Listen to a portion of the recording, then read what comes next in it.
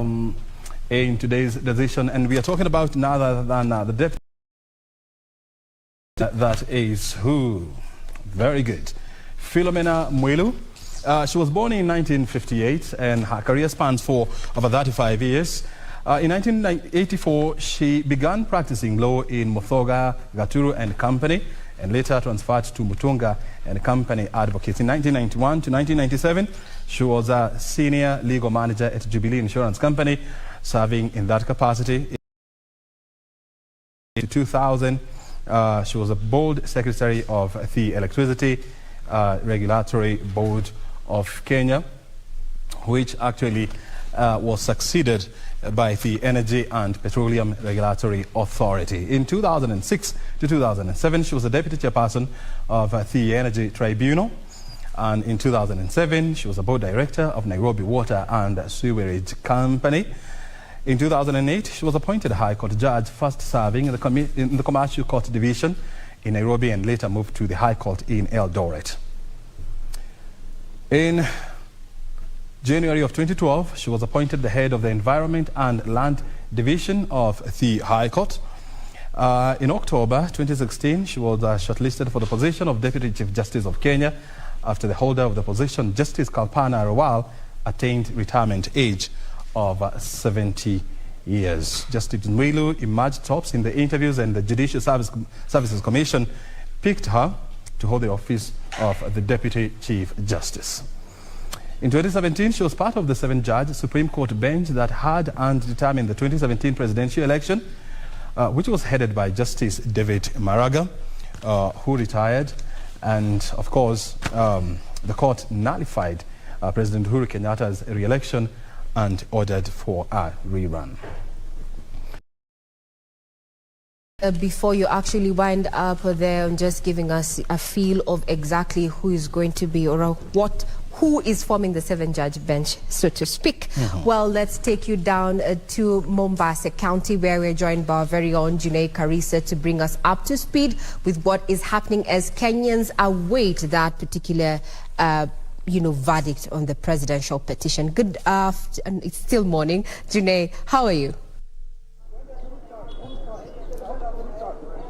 Good morning, Regina. I'm at the Kenya Ferry Likoni crossing channel, and I'm joined by the residents just to give me a feel of the expectations upon the 12 noon verdict by the judgment by the Supreme Court. Tueleze tu unaitwa nani na matarajio yako ni yapi pole?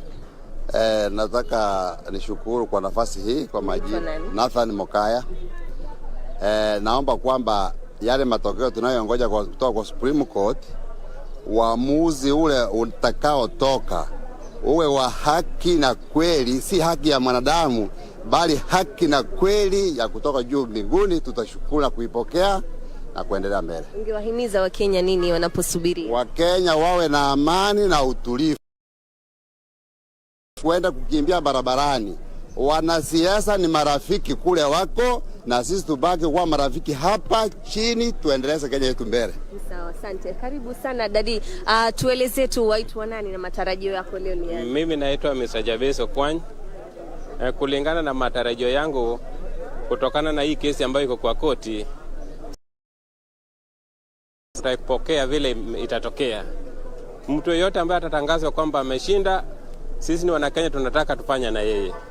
Wengine una vipengele vidogo ambavyo ungependa Supreme Court kwenye judgment iweze kugusia? The Supreme Court ya kwamba they should follow the haki, the rightness of the court. Wasijudge bila weighing other side, lakini the justice, we need is only the justice to be done to the Kenyans. Asante. Kwa rai pengine wakaaji wa Mombasa wanaposubiria? You know, Mombasa is a peacemaking town. Always we believe in peace, and whatever shall come out, we shall simply exercise our peace as usual. Asante sana. Yeah. Dadi, waitwa nani pengine na leo hii matarajio yako? Je, una vipengele ambavyo ungetaka ile judgment iweze kugusia? Yes, kwa jina naitwa Mohamed Ahmed Hassan, na hudumu kama Secretary General wa National Kenya kitaifa kwa madaktari wa tiba za kiasili Kenya. Kwa ujumla, matarajio ambayo nayatarajia leo ni matarajio ya ule ushindi ambao uko wazi. Kipengele chochote ambacho ni cha kuridhisha wananchi isipokuwa iangalie uhaki na usawa. Pale uhaki huko na usawa, basi itekeleze. Wakaaji ungewaraji? Wakaaji ningewarai wawe watulivu na wakubali sheria na katiba ya nchi. Yes. Asante mzee wangu. Nimalizia naangalia tu kamera iliyoko mbele yako. Kipengele, nipe story. Kipengele kipi? Mimi kwa majina naitwa Malik Chelimo, mzaliwa Trans Nzoia, mkazi wa Mombasa toka 2013. Na Mombasa kwa hakika ni mji wa amani. Na kile tunachotarajia kutoka kwa Supreme Court, tutolee tu haki na tuendelee kuwa na amani. Kuna kipengele ni kipi ambacho ungependa kiangaziwe zaidi? Kile ningependa kiangaziwe sana sana, especially hii mambo after every 5 years tunarudi kwa mambo na kesi. Tungetaka hiyo kitu hiyo kidonda sugu itolewe kabisa. Kama ni uchaguzi utakafanyika ifanyike bila mambo zingine. Huenda kesi ikasema kwamba pengine rais na naibu wa rais hakushinda na pengine kuna uchaguzi mwingine. Wewe ungeweza kulipokeleaje jambo? Tuko tayari kwa vyote vile, maana mahakama ya upeo na mahakama ya mwisho. Na tutapokea kwa njia yote inayofaa. Asante sana dadi. Asante sana. Waitwa nani? Naitwa Jackson, mkazi wa Mombasa na kiongozi wa vijana. Tupe matarajio ya kwanza, nipe story. Vipengele gani ama ni kipi ambacho unaona kinafaa kuangaziwa zaidi kwenye ile judgment itakayotolewa? Commission ya IBC. Mimi sina shaka mahakama ya juu itafanya kazi yake na itatoa uamuzi kulingana na sheria. Sisi kama wa Kenya tuko tayari kupokea uamuzi wowote ule ambao mahakama ya juu itatupatia sisi kama wa Kenya. Je, unaona kwa mtazamo wako IBC ilifanya mukshili yote? Kulingana na mimi commission ya IBC ilifanya kazi yake. Sasa hizi zingine mimi naona ni kama ni commission tu ilifanya kazi yake kama vile commission yote ile inafanya kazi. Nruhusu wa mwisho, dadi waitwa nani? Na kuona na mzigo kweli, pole kwa kuchoka, jua ni kali kweli. Naomba uangalie kamera tu iliyoko mbele yako. Waitwa nani na leo watarajia vipi mambo na Supreme Court? Mimi naitwa na matarajio yangu katika Supreme Court na tarajia ile uamuzi wa court. Ndio mimi nitafuata kwa sababu sisi hapa nje tulimaliza. Imebaki mambo ya court.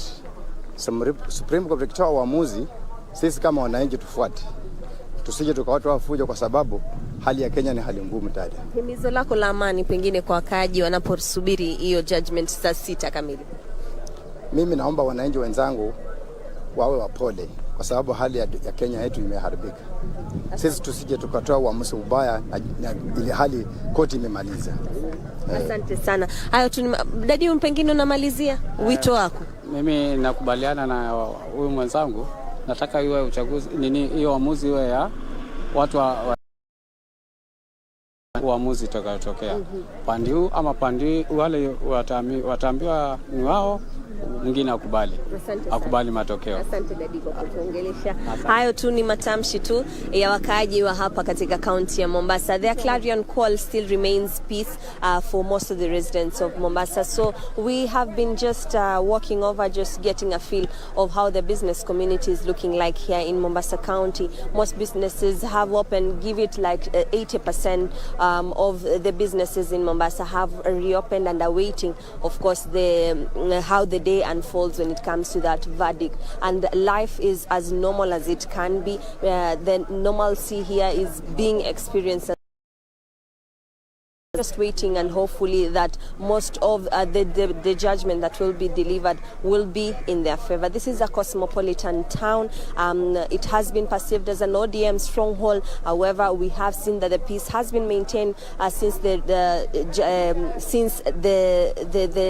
August 9th general election results were relayed, and we are expecting that even after today's ruling, the same peace will be upheld. So back to you in studio, Regina, as I continue to have a chit-chat with the residents of Mombasa.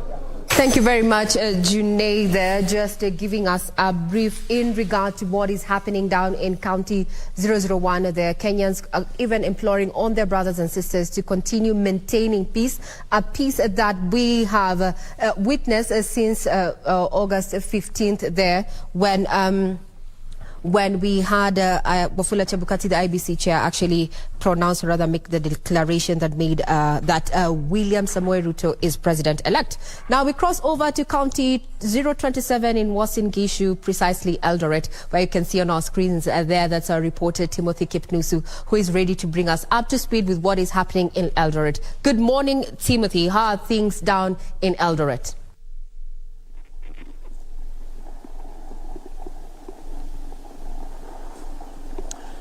A very good morning to you, Regina Manyara, there at the Broadcasting House. Yes, indeed, I'm coming to you live from Uasin Gishu County.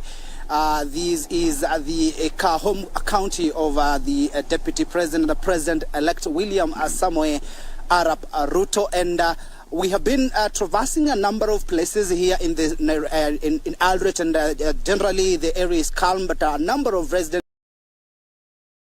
understand what will be the verdict from the 7-judge bench. Remember that 349,863 residents of Uasin Gishu went to the ballot to elect their leaders, and William Samoei Arap Ruto garnered 272,868 votes, with his closest competitor Raila Amolo Odinga getting 76,009 votes among the 506,138 registered voters from Uasin Gishu County. And generally, they are just waiting to get to understand what will be the verdict. A number of them say that whatever the judgment that will be given by the IBC, they will really welcome and continue with their lives, as this is a time when economy, they're crying about the economy, the cost of living, and they want leaders to get to their office and start working. And joining me is the Catholic Bishop Dominic Kimingich, and I understand they had a meeting with the spiritual leaders, perhaps to give a message to Kenyans about just embracing peace. Many thanks indeed for joining us, Bishop. What is your assessment of the 7th-judge bench and how things are panning out? We are all waiting with a lot of expectation that the 7-judge bench will definitely deliver their judgment in accordance with the facts and the truth. And that is what we expect from them, that they will make a decision which is really based on the real facts and on the truth. And this is also what our people are expecting, because that's the only way in which people will be able also to accept whatever judgment they will make, and they will want to move forward with their lives. For that judgment, and as you have mentioned here in Uasin Gishu, the people really are waiting eagerly, because they want to hear that decision and be able to continue with their lives. Yes. But perhaps what's your message to Kenyans? Actually, Uasin Gishu County, remembering that it was mentioned as the hotspot area. Generally, when election was announced, that William Ruto was announced as the president-elect, we saw those calm, even other counties. Perhaps what's your message to people of Uasin Gishu, whichever the outcome from the 7th-judge bench? Well, what I would like to urge our people is to continue with the same peace. We voted peacefully. We waited for the tallying, we got the results in a very peaceful manner. So we want to maintain that peace, because there's no point, there's no reason why people should say this is a hotspot. Let it be a hotspot of peace, not a place where people will cause chaos or anything like that. Himself said he will accept whatever verdict will be said. So I think that is very important for our people to remain calm. After all, these elections will come and go, and we'll continue with our lives. So my message is that let us maintain our peace, let us maintain our calmness, let us continue with our lives as we wait for the verdict.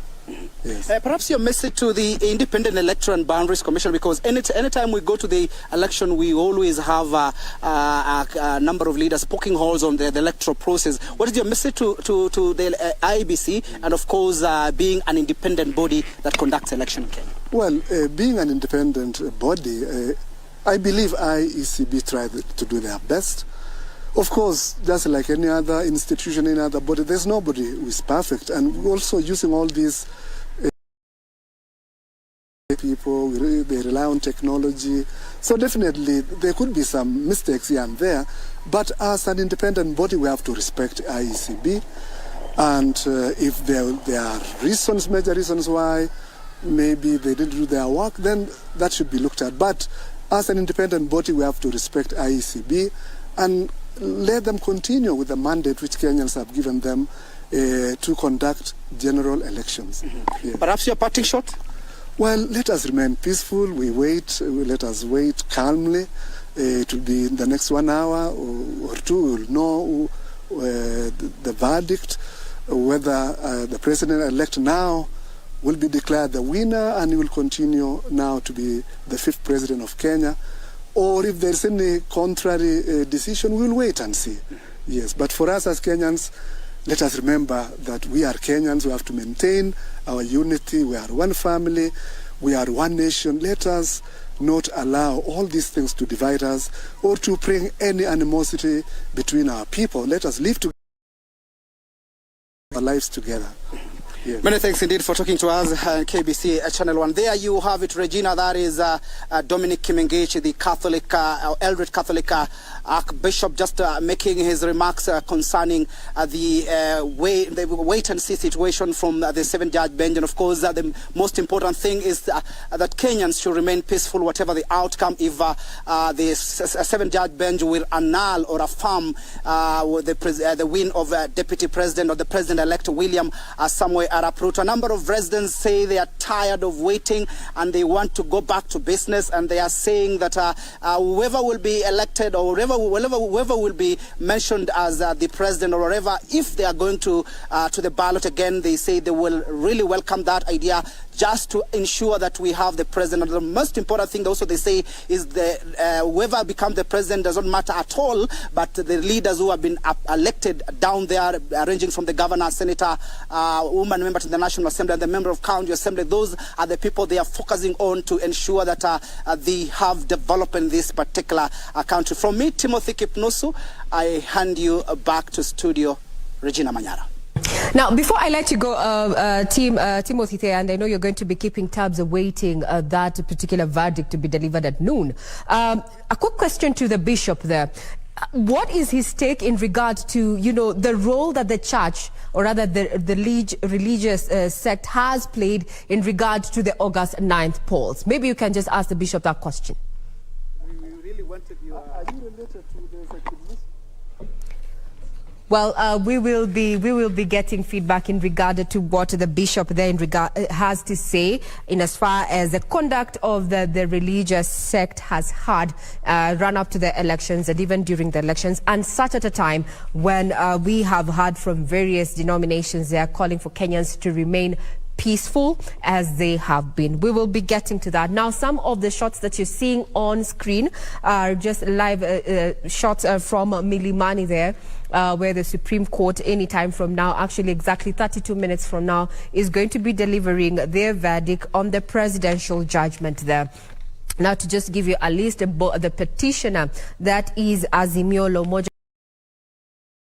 a list of 42 lawyers who were litigating on this matter, and they were led, this team, the legal team, was led by senior counsel and Governor-elect there, James Orengo. He led this particular team that comprises of Feroz Nurwarji, then Philip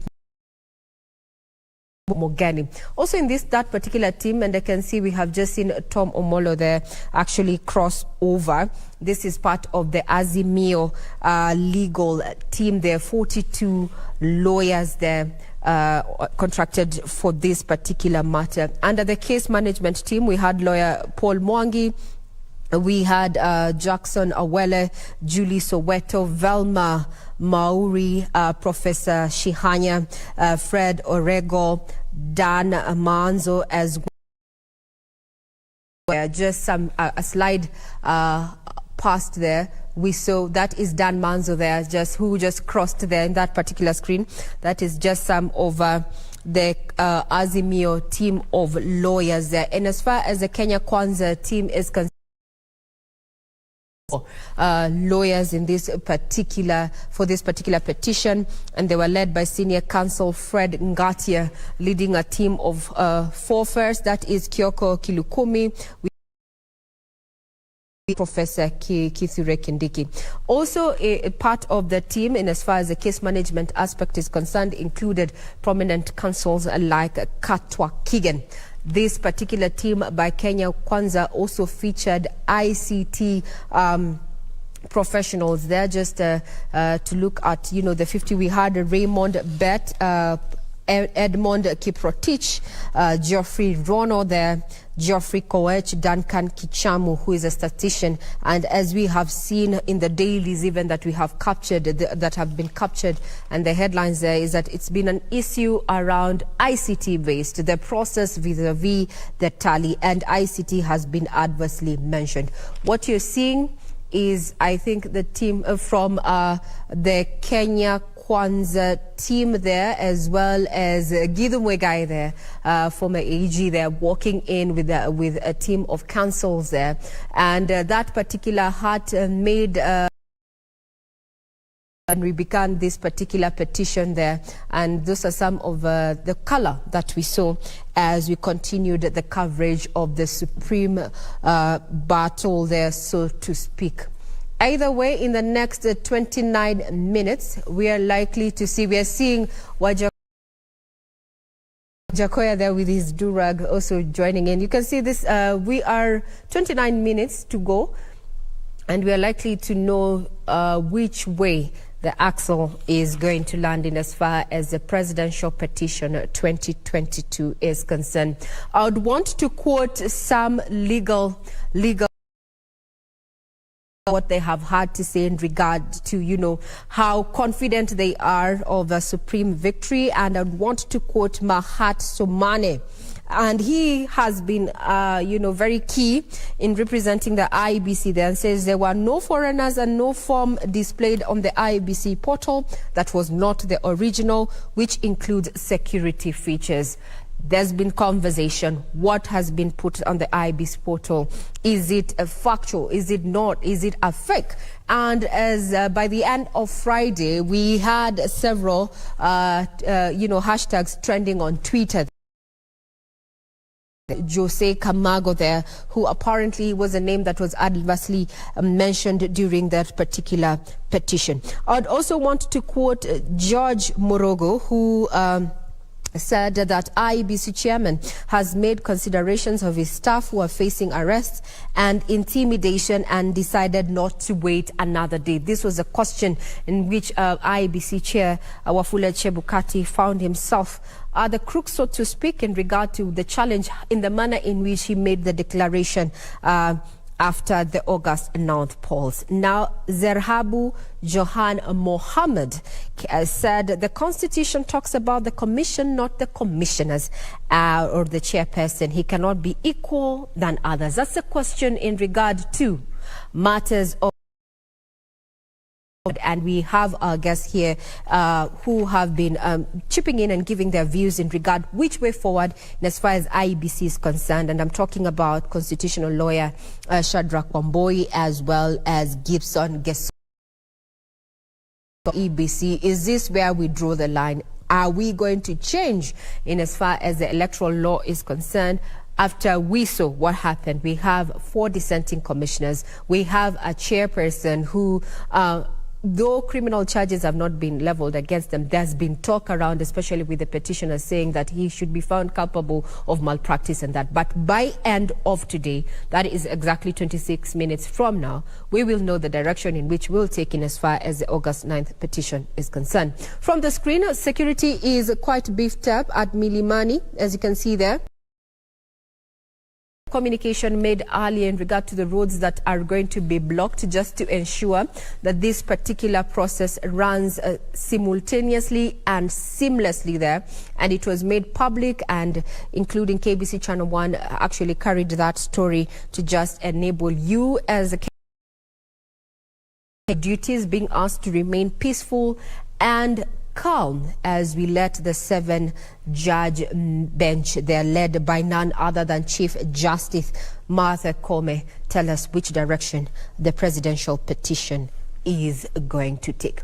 And just to bring back this conversation back to studio, and I'd want to engage our two guests here just as we wait to see if there's any activity that we are likely to see from the screens that you're seeing. First one, we showed you that this was a security, the Supreme Court, where is going to be has been sitting for the last 14 days or so, pre-trial, deciding what key issues are going to be decided. They settled on the 8th, and now there are only two options. It's either a nullification or a validation, upholding the elections as well. And each have ramifications in as far as leadership and governance of this country is concerned. What you're seeing is that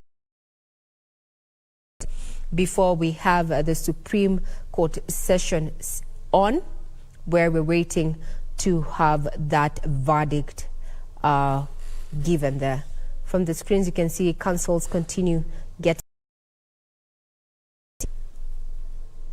This was quite a petition, so to speak, each side not taking any chances with first petition and second petitioner there, hiring at least 42 lawyers led by senior counsel James Orengo there, while on the other side, one of the respondents, that is Kenya Kwanza there, engaged 54 lawyers led by senior counsel Fred Ngatia there. And we have been treated to quite legal matters, so to speak, having to learn a little bit of legalese during this time. Now, I want to bring back the conversation, but we'll continue keeping tabs on what is happening there at the Supreme Court, and also looking at the security between the CBD. What our reporters on ground have shown right now is that it's business as usual, though a majority of Kenyans are not within the central business district. A majority of them, I am guessing, they're either home just waiting to see what is going to happen after noon or at noon.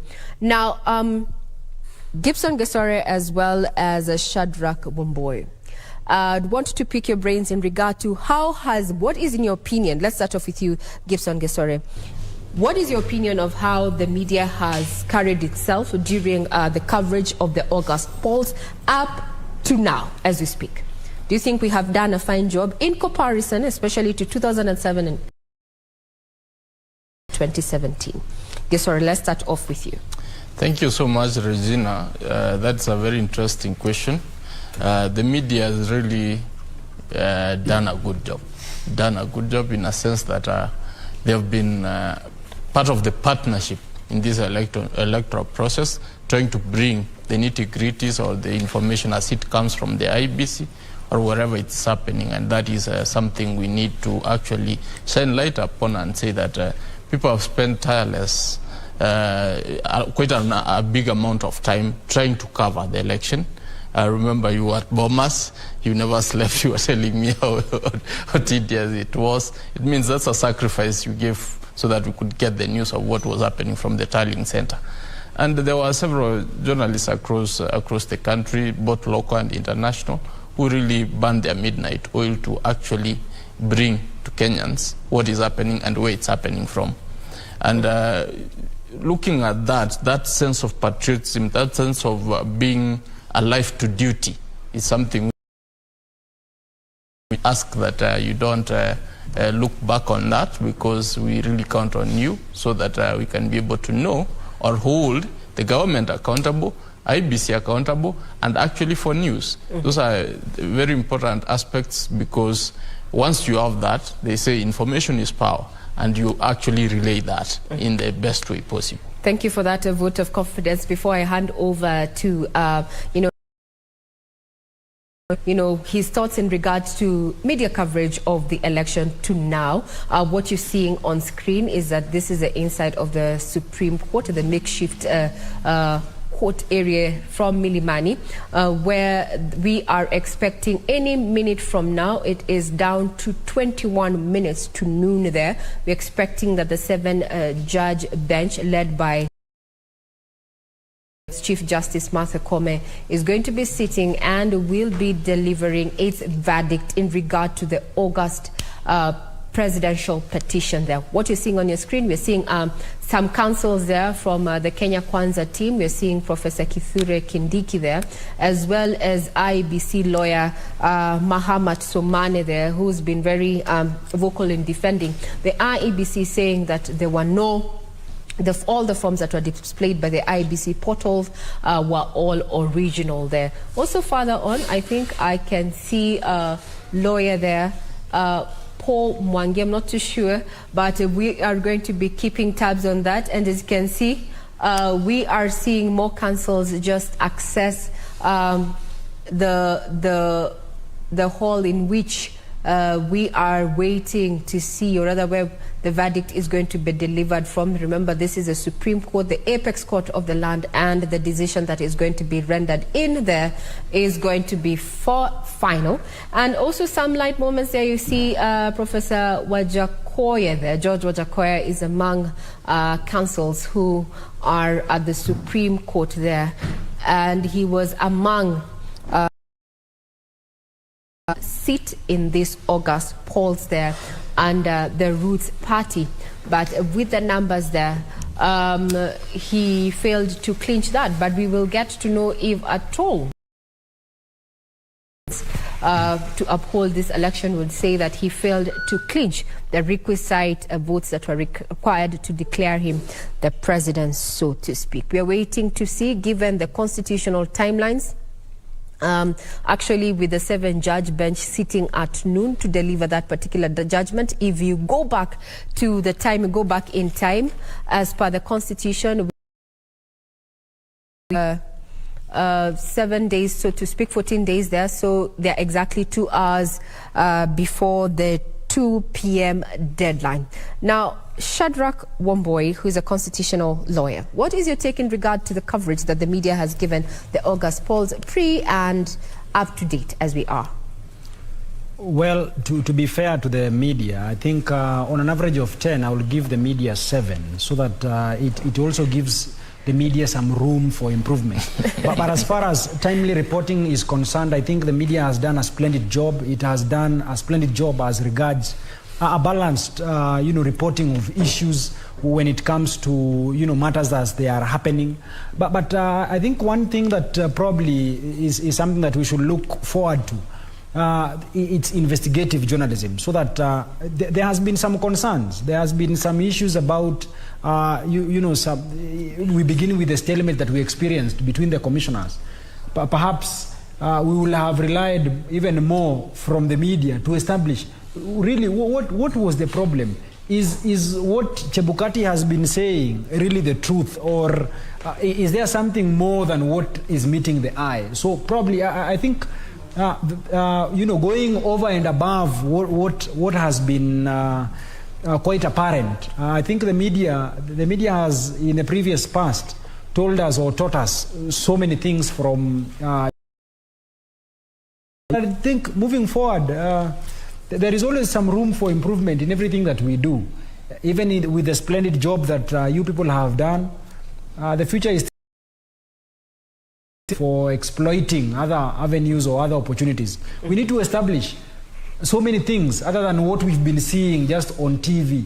We've been seeing, some plays, people playing. We need to also get a cover of what is this that has been happening behind the scenes.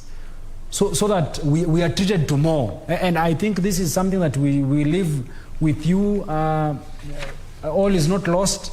There is still an opportunity where you can tell us, probably, or give us, a panoramic view of what has been transpiring behind the scenes that we have not seen so far. Now, that is in regard, those are your views in regard to, how the local media has covered the August polls up to this point. Maybe as I want to rope in my colleague Brian Troy in regard to, what we're expecting in the next 16 minutes or so. How does it compare when it comes to coverage of elections between the local media vis-a-vis the international media? Because there's a conversation that is currently ongoing online that there's a lot of anticipation, and it's all not good. It's actually negative, portrayal of Kenya and this particular situation we find ourselves by a section of international media outlets. Indeed. And Ray, let me pick it from where you started out when you talked about how the media has carried itself through all the electoral process and through the petition itself. Yeah. And you bear me witness that a lot of Kenyans talked about media letting Kenyans down the day that we started tallying the results. We did a very good presidential and gubernatorial debates, but we were not as united or as one cohesive unit when it came to the tallying process, and which would have helped a lot of Kenyans cool their nerves. But away from that, the election itself and the petition, I would say we as media have carried ourselves in the best way so far. In the great words of Wakili here, is that we still have some room to improve as based to we write our report, because looking at what we see the same thing, but at the end of the day, when we go down to write our story, sometimes you find some discrepancies here and there. That said, the media also will be keen, and Kenyans will be keen to see how after this we do carry ourselves, because at the end of the day, you have had America talk about it, many countries, but they have to rely on the media, because if we don't show it, if we don't write it, if we don't present it out there, no one will know exactly what is happening in the country. And something that we can have a discussion on, an interesting read written by a journalist talking about the presidential petition. Raila Odinga has been a perennial petitioner when it comes to this, and that person is arguing no matter how this goes, either his way or not, he will be credited in fighting the fight and actually trying to solidify our democracy. I don't know how Wakili Gisore you view this, but at the end of the day, despite his hits and misses, because he's had some wins, he has enabled Kenya to be a democratic country, and also single out some of the things, because in 2017, what the Apex Court talked about are some of the things that we have been able to politics, and at the end of the day, win or lose, he still be credited in solidifying our democracy. Sorry. I think, Bentro, I want to thank you for raising. Raila Amolo Odinga is one person who has serious temerity for democracy, if I might say that, because look at the man, look at his journey. This man has been in prison, came out, fought for the 1992 liberation.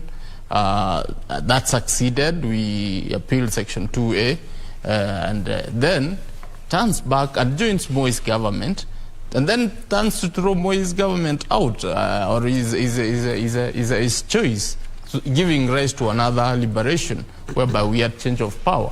Then the 205 referendum, where he had to actually leave government and champion our cause towards liberating Kenyans through a new constitution, which had dragged on for too long. So we saw his hand. We saw it in 2007, when the election went sideways. He was able and willing to share the government, as opposed to contrary views, which were telling him he shouldn't share. Was somebody bad, he could not have reneged on that. He actually stands out as a statesman and says, Kenya first. I choose Kenya. I fought for this because I love Kenya, because I want to see a better Kenya. So if sharing the government with Moi Kibaki is something which is going to give us prosperity, is what I will do. And that happened. We ended up having the 2010 constitution, which is very robust, which we are enjoying. He has actually even gone in to bolster that particular constitution by going to court severally to test the limits, to actually be able to portray that this constitution has got to be tested to every end, so that we can be able to have a better country. In 2013, he was in court. He lost, and I said, okay, we will obey. Come 2017, he actually succeeded. And he ended up joining government or having a handshake for purposes of Kenya. For purposes of Kenya, he did an handshake for continuity because the economy has not been doing well for the longest time. So for purposes of Kenya, he actually was able to do an handshake. And then he's again in 2022 in court. If we can quote him today, he said, "It's not about me. It's about fostering democracy, which is if there is anything we can credit the man is that he's a democratic Kenyan and he's actually a person who is out for the good of Kenya. And that in itself embodies a man who has done much more than any other president, because nobody has been able, amongst the presidents who have led Kenya, you've not seen anybody stand strongly for Kenya. Some of them have been elected, but I'm sorry to say, nobody has been able to be for Kenyans, right? Of the people. They have done their bit in terms of developing the economy or trying to do their single political issues around leadership, but in a uniform scale, I think if you get to put them on a weighing scale, I think he really weighs way much more than any other president in terms of fostering democracy. Mm-hmm. Now, Gesore, thank you for that in regard to, how we have covered. And we have seen quite sensational headlines, as you've said there, but we need to remain factual. As your colleague there has given us a 7 out of 10, giving us room for improvement. Indeed, we will work on that. But now let's find out what is happening within the Central Business District. Statistics indicate that 80% are domiciled within the CBD. Now, being September the 5th, we are joined by Hibak Sayed from Kencom there. We can say it's the center of CBD, to just bring us up to speed with what is happening as Kenyans await that particular ruling. Hibak, hi. How are things from Kencom? We are at the Central Business District and we're just trying to gauge what exactly is happening, especially here at the capital of Kenya, Nairobi City. We have a few people, a few businessmen, boda riders, who are just trying to get their daily means as we wait for the Supreme Court ruling. A few minutes to 12. On what exactly you've seen. The Supreme Court is about to give a very important judgment today. Unaona vipi, biashara yako imekuwa vipi, na umeonaje town iko leo? My name is Dudhiman. I'm the CEO of Dudhiman Show, and I'm so much glad and happy to have this opportunity with you guys. God bless you so much for doing an amazing job. Now, let me start by saying that we are okay in town, we are operating, we are doing something so amazing. And to make the matters worse, our border riders here in Besni CBD are doing quite excellent job. I have a good friend of mine who is the national coordinator for border riders here in Nairobi, and we are happy, for it we are happy. So we are waiting to see. We doesn't know what is going to happen. We doesn't know what Kome is going to say, but we are happy because my brother is your brother, your sister is my brother. We doesn't want to know the ethnicity, we doesn't want to know where you come from, your sister, your brother, but we live like brothers and sisters.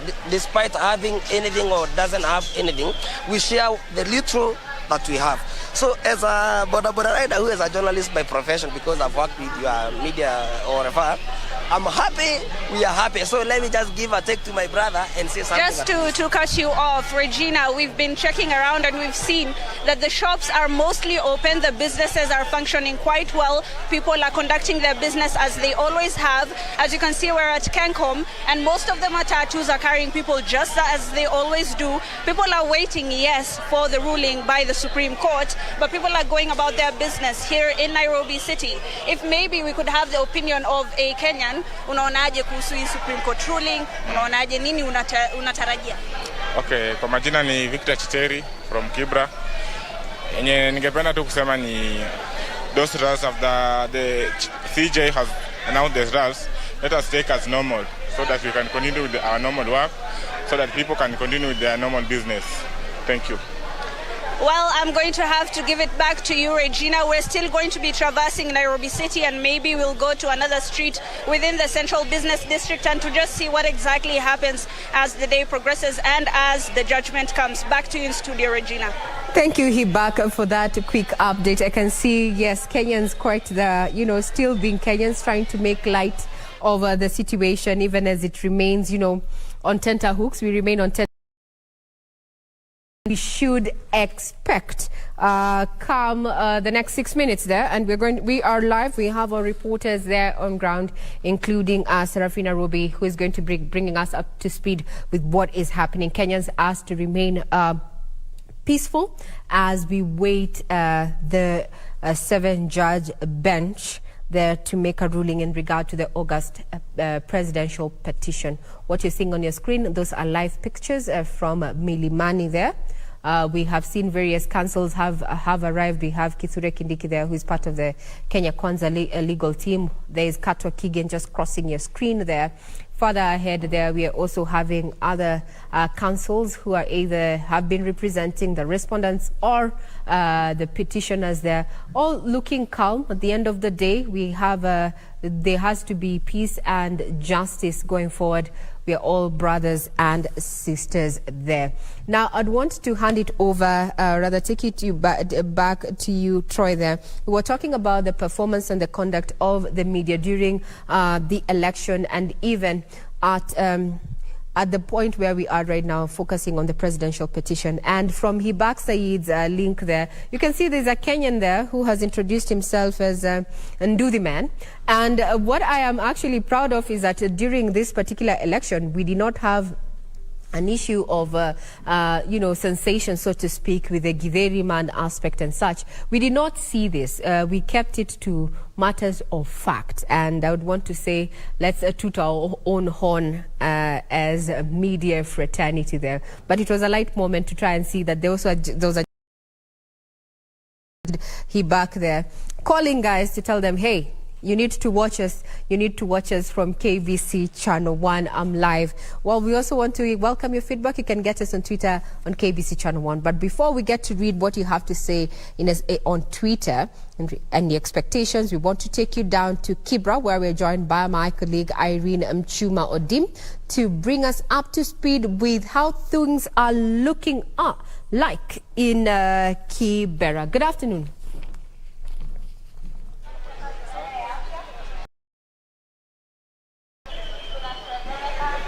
Representing the country.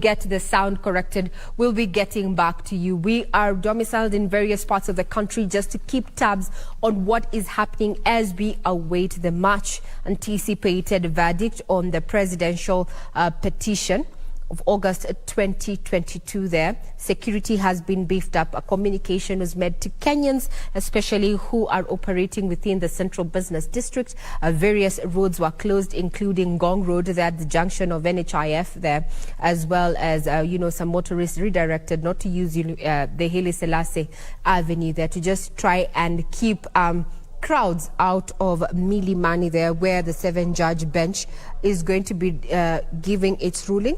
Led by Chief Justice Martha Koome. What you're seeing is security outside Milimani Law Courts there. That is a contingent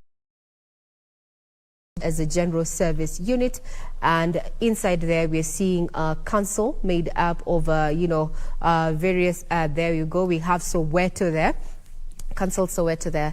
You can see how she's already there. I would want to know what's going on through the minds of the lawyers there, both for the petitioner and the various respondents there, who over the last 2 days have exuded confidence that they're going to be carrying their day, or rather their prayers are going to be carrying the day.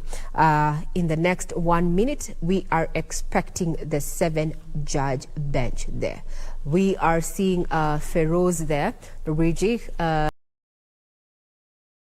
Professor Githu Muigai, and legal counsel there, Governor-elect, that is James Orengo. Quite camaraderie there, transpiring between the senior counsels there. So as we say, it's all in a day. It's all in a day when it comes to, you know, matters of litigation, and that there are no permanent enemies. But we asked that Kenyans remain peaceful, and justice, we hope, is going to be served in this particular matter. Yes, that. Is enough. Look at the pictures on your screen. James Orengo there, and who are representing, and they're all seated together. They make fun together. They argue it out. They sweat it out together and maintain the peace. That is exactly what should be happening, not only in that.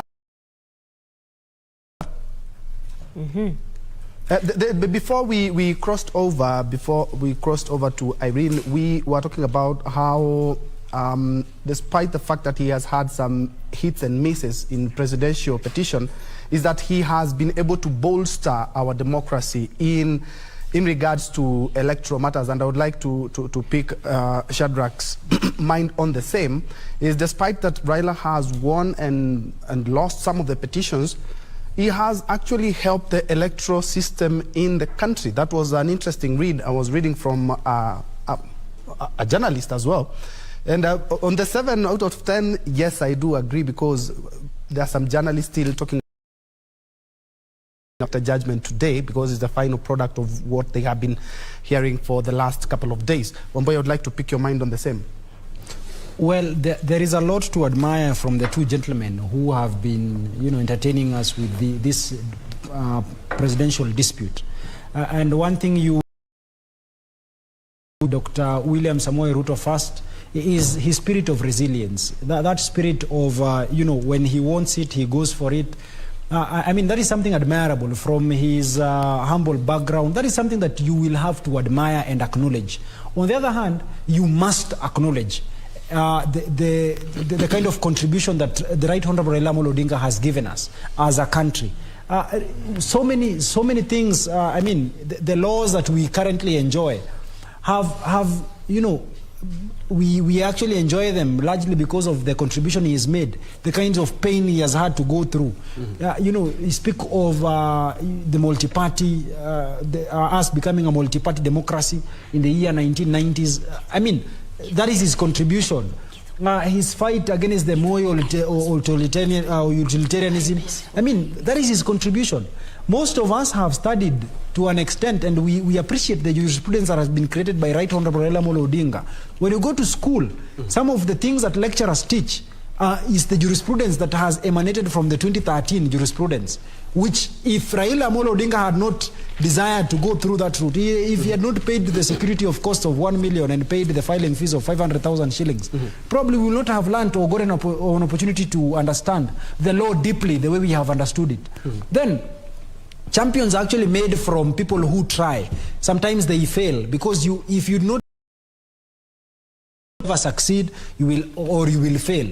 But his failure in the year 2013 did not in any event you know, discourage him from trying our democracy through the court processes. So that in the year 2017 we saw him participate in the elections, we saw him challenge the elections, the election results, so that the win that he got in the year 2017, and of course his refusal to participate in the process because of the referee. So whatever the outcome that we will get, if it is a repeat of the elections, then it will be a gift to Right Honorable Raila Amolo Odinga, because we do not expect that he will be running in the year 2027. I mean, if age is anything to go by. In any event, even with probably a repeat of the process, it does not necessarily mean that it is a loss to Dr. William Samoei Ruto. No, it does not mean it. It only means that probably this is just but his dream that has been deferred, so that he will have another opportunity, probably in the next or within the 60 days that are set in law, and even probably even in the future.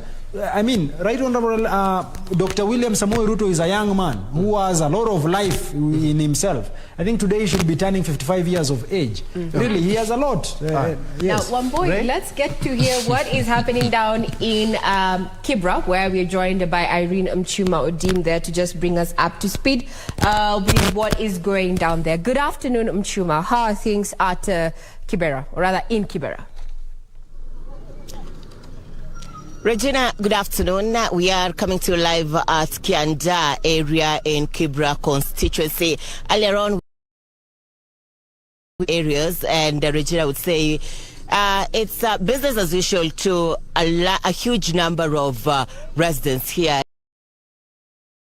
However, there are those who are following the proceedings from their screens. This as we wait for the verdict of the Supreme Court. Remember, Raila Odinga, who is the Azimio la Umoja presidential candidate, is also the ODM party leader.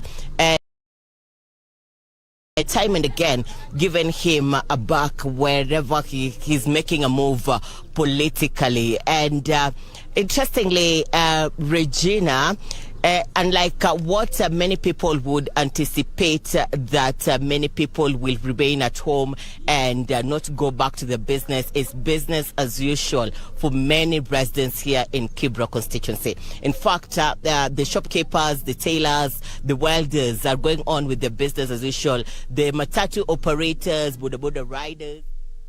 Thank you very much. The 7 judges making their way that are about to take their seats. Remember, these particular 7 judges are made up of William Olko, as you can see on your screen, flanked by Njoki, Isaac Lenaola, Smokin Wanjala, Philomena Mwili, who's a Deputy Chief Justice, and Martha. Let's have a listen in.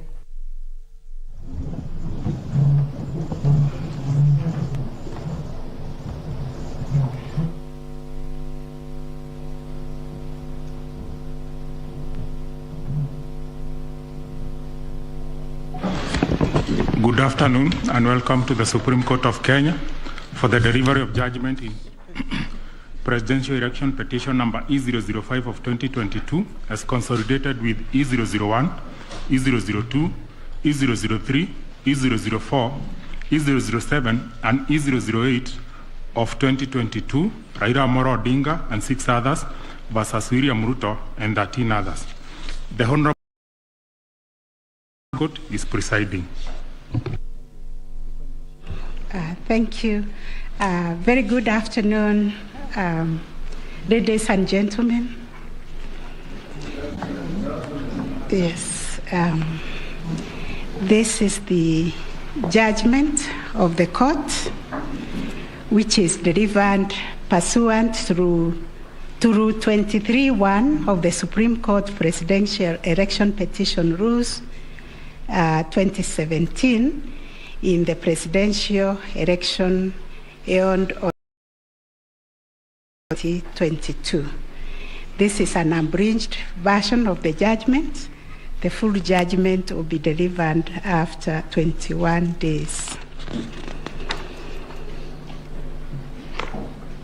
Kenya is a sovereign multi-party democratic state whose foundations are firmly spelled in the Constitution. The Kenyan people's quest for electoral reforms since independence is well documented. That notwithstanding, and even without going back to the pre-1992 era, every cycle of elections has been highly contested, with the exception of 2002. This speaks to a background of distrust electoral process. Informed by this setting, Kenyans made a decision to vest the Supreme Court with the jurisdiction to determine questions of a presidential election under Article 140 of the Constitution. The reactions following the declaration of results of the presidential election of 9th August 2022 shows that the Independent Electoral and Boundaries Commission, IEBC, has not yet garnered universal public confidence and trust in the internal management of the Commission and elections.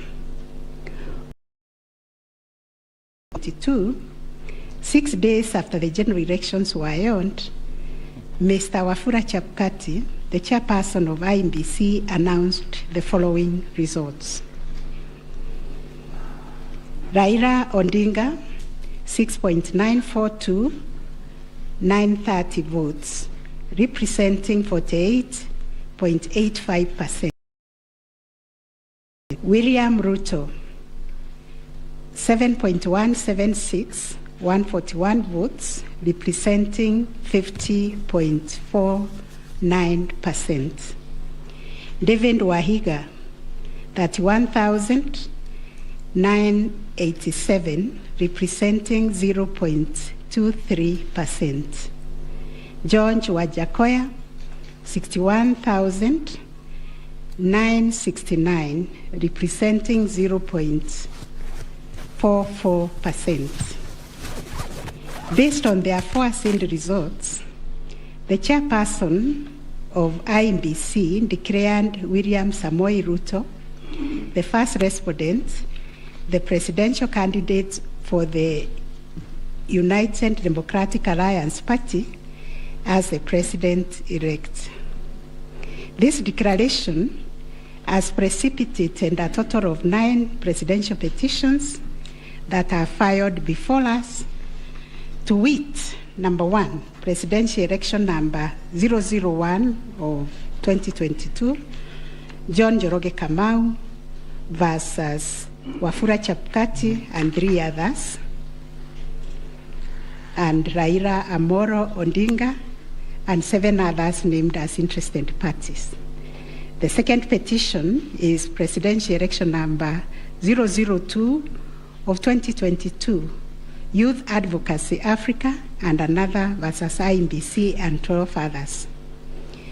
Third petition, presidential election petition number 003 of 2022, Kerif Khalifa and 3 others versus IEBC and 3 others. Fourth petition, presidential election petition number 4 of 2022, David Kariuki Ngari versus IEBC and 9 others. 5, presidential election petition number 5 of 2022, Raila Amolo Odinga and another versus IEBC. 6, presidential election petition number 6 of 2022 by Moses Kuria and others versus Honorable Raila Amolo Odinga and 4 others named as interested parties.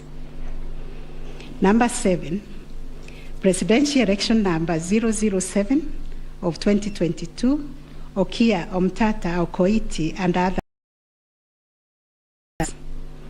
Number 8, petition number 008 of 2022, Julia Nyokabi Chege and others versus IEBC and 3. And the last one but not least, petition number 009 of 2022, Ruben Kigame Richete versus IEBC and others.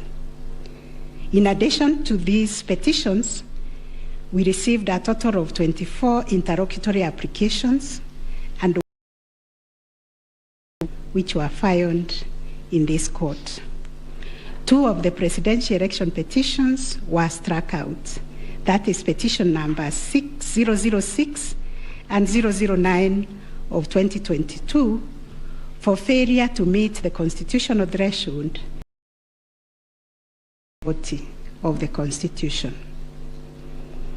On 29th August 2022, this court also admitted 3 amici curiae briefs by the Law Society of Kenya, the Kenya section of International Commission of Jurists, and John Warubengo and 2 others.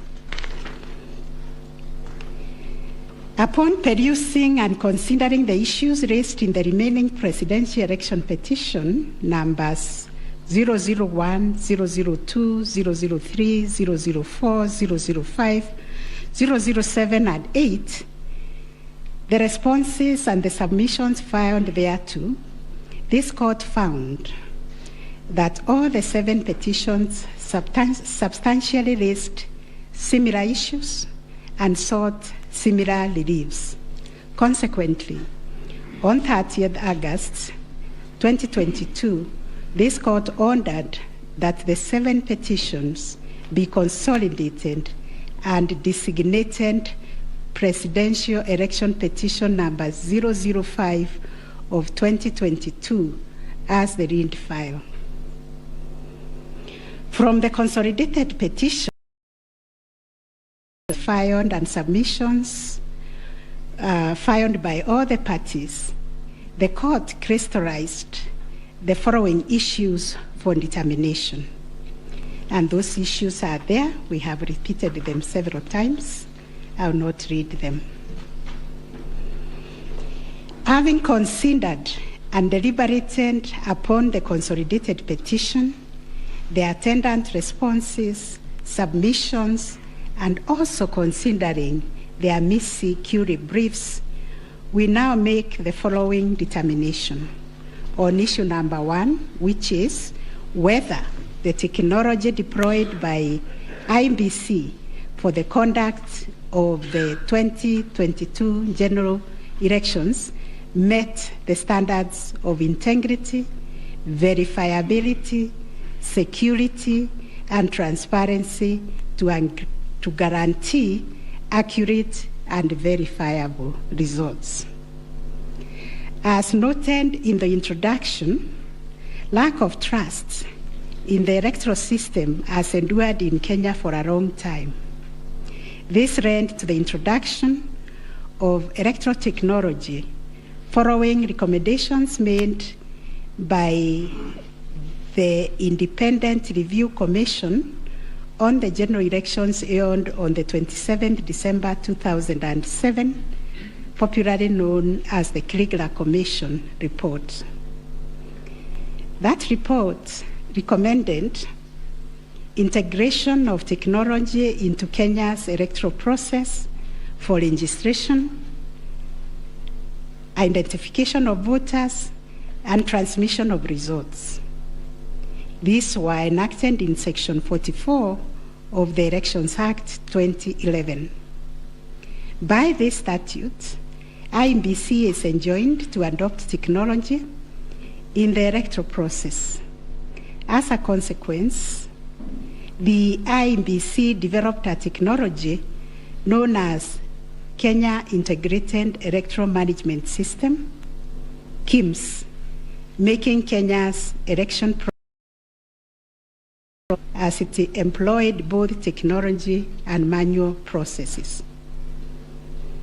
The first, third, and fourth petitioners in the consolidated petition challenge the technology used by IEBC during the 2022 general election.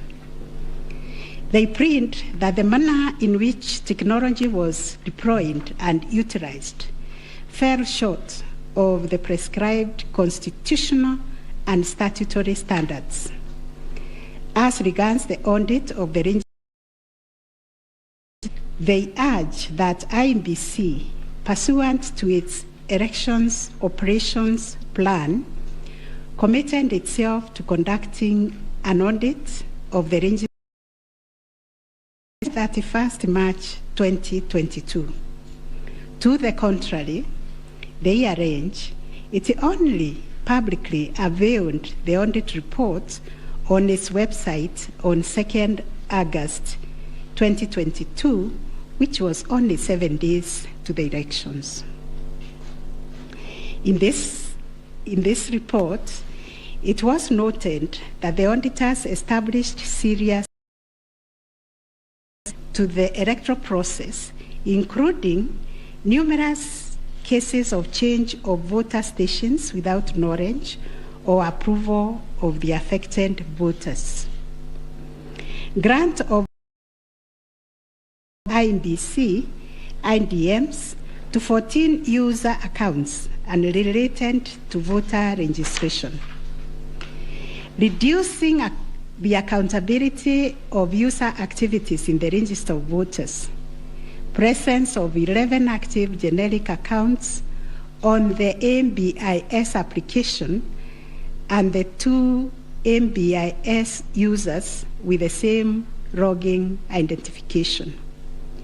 Risking unauthorized system users, possible interference, change of particulars on the activation of voters in the system. INBC's failure to set up access, decertification, and user activity review process. And INBC was also arranged to have failed to respond to requests by auditors for crucial information. On the integrity of the technology deployed, it was the case for the 7th petitioner that in order to comply with Article 86 of the Constitution and Section 44 of the Elections Act, the technology deployed must be simple, accurate, verifiable, secure, accountable, and transparent. On the simplicity of technology, the 7th petitioner contends that the KIMS kits failed the tests as they were not easily usable by ordinary citizens without expert knowledge. They further assert that INBC was expected to procure and put in place a technology necessary for the conduct of the general election at least 120 days before the election and ensure consultation with the relevant agencies, institutions, and stakeholders. Furthermore, the petitioners arranged that INBC violated its constitutional end of the election to a foreign company, Smartmatic International Holdings, BV. As a result, INBC staff and the public did not have full comprehension of the KIMS component. They conclude, therefore, that INBC abdicated and surrendered its role to conduct elections to Smartmatic, and that INBC vigorously fought any attempt to subject Smartmatic's activities to accountability and transparency, including the safeguards required by Regulation 61, 69, and 75 of the Elections General Regulations 2012. In response, INBC has submitted that the electoral system met the constitutional threshold, that all the necessary information was accessed only by the authorized persons.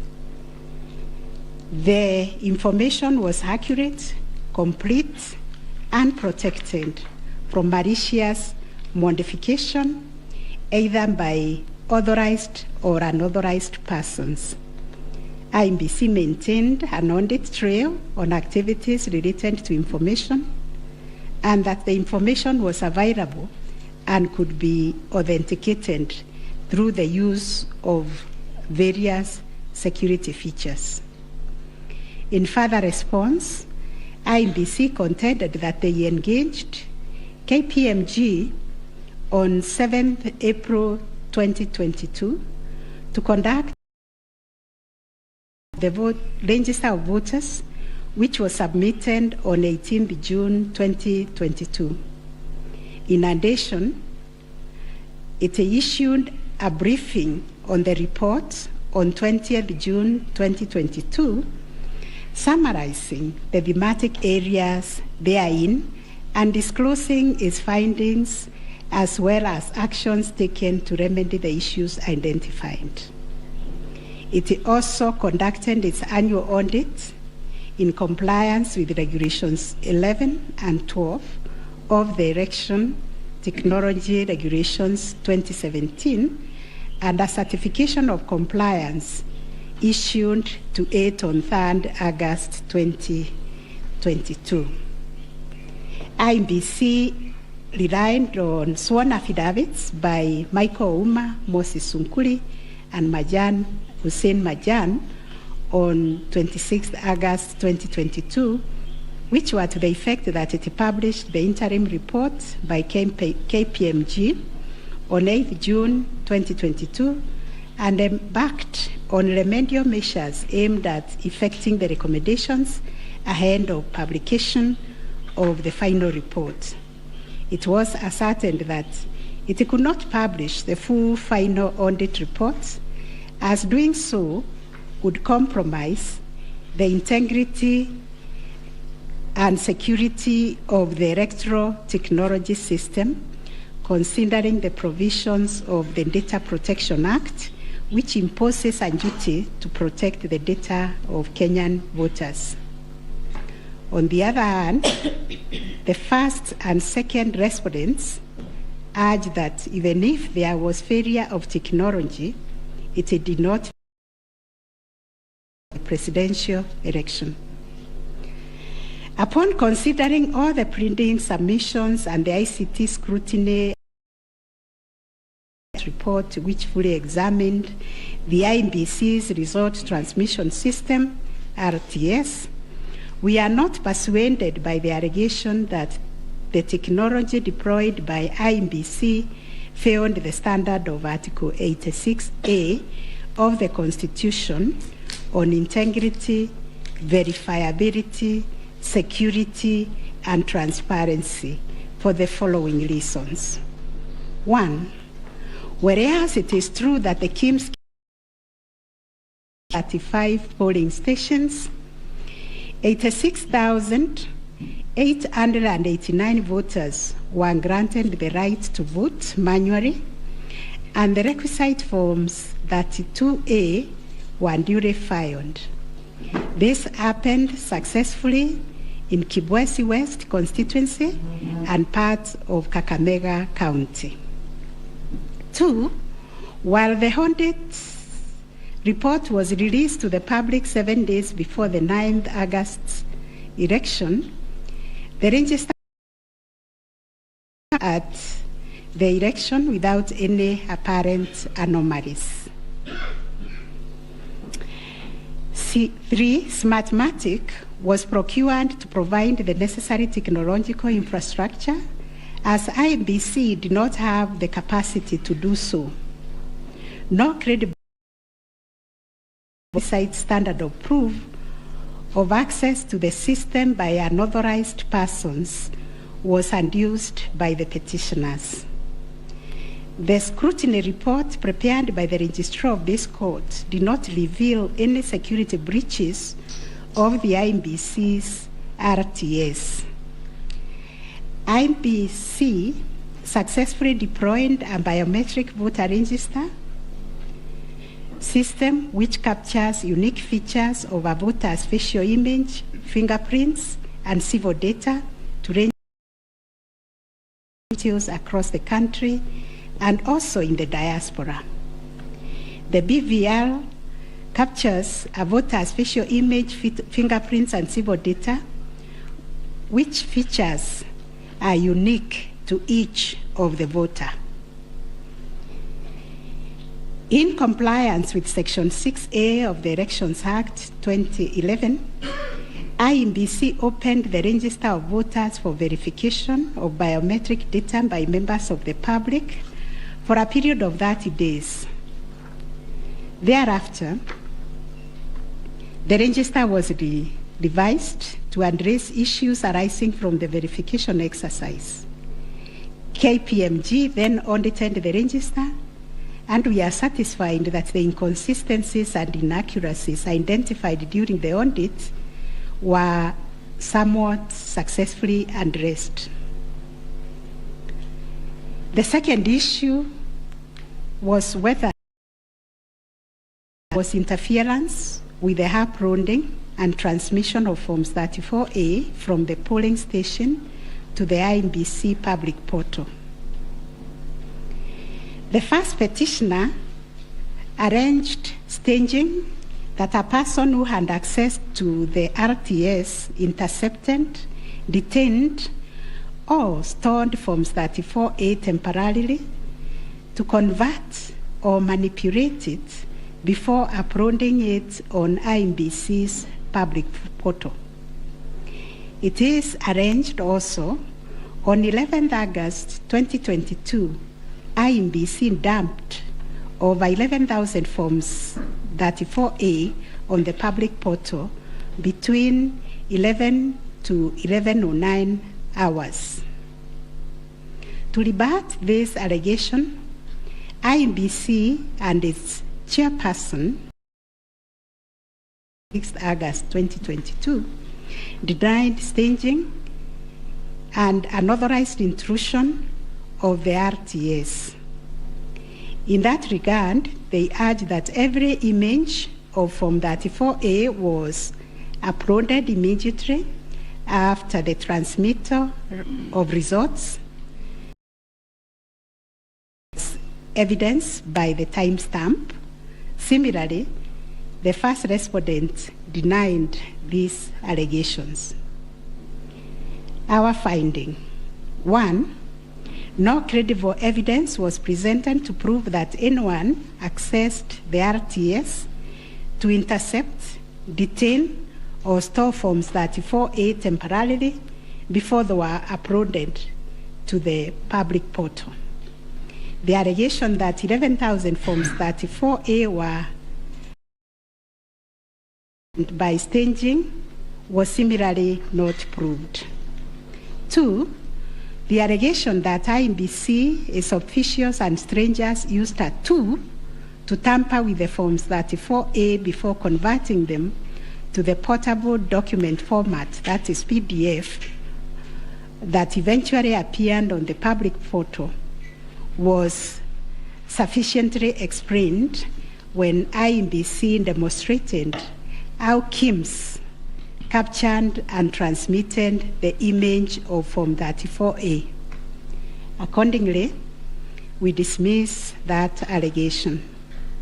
3, during the ICT scrutiny, it turned out that the transmission logs produced in the affidavit of justice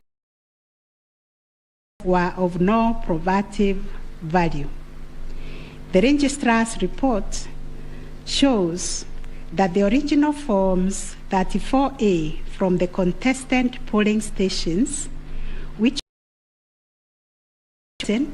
were exactly the same as those on the public portal, and the certified copies that were presented to this court pursuant to the provisions of Section 12 of this Supreme Court Act. 4, regarding the allegation that the integrity of the public, this was disproved by evidence of consistent attributes such as unique timestamps, uniform PDF conversions at the polling stations, correct polling station mapping, and consistent KIMS reporting from verification to transmission of results. 6, the RTS was configured on a virtual platform network, VPN, and specific polling station. The server was also configured to accept results only from authorized and properly mapped KIMS kits. In our view, the petitioners failed to produce credible. 7, a review of some of the logs presented as evidence of staging showed that they were either from logs arising from the 2017 presidential election or were outright forgeries.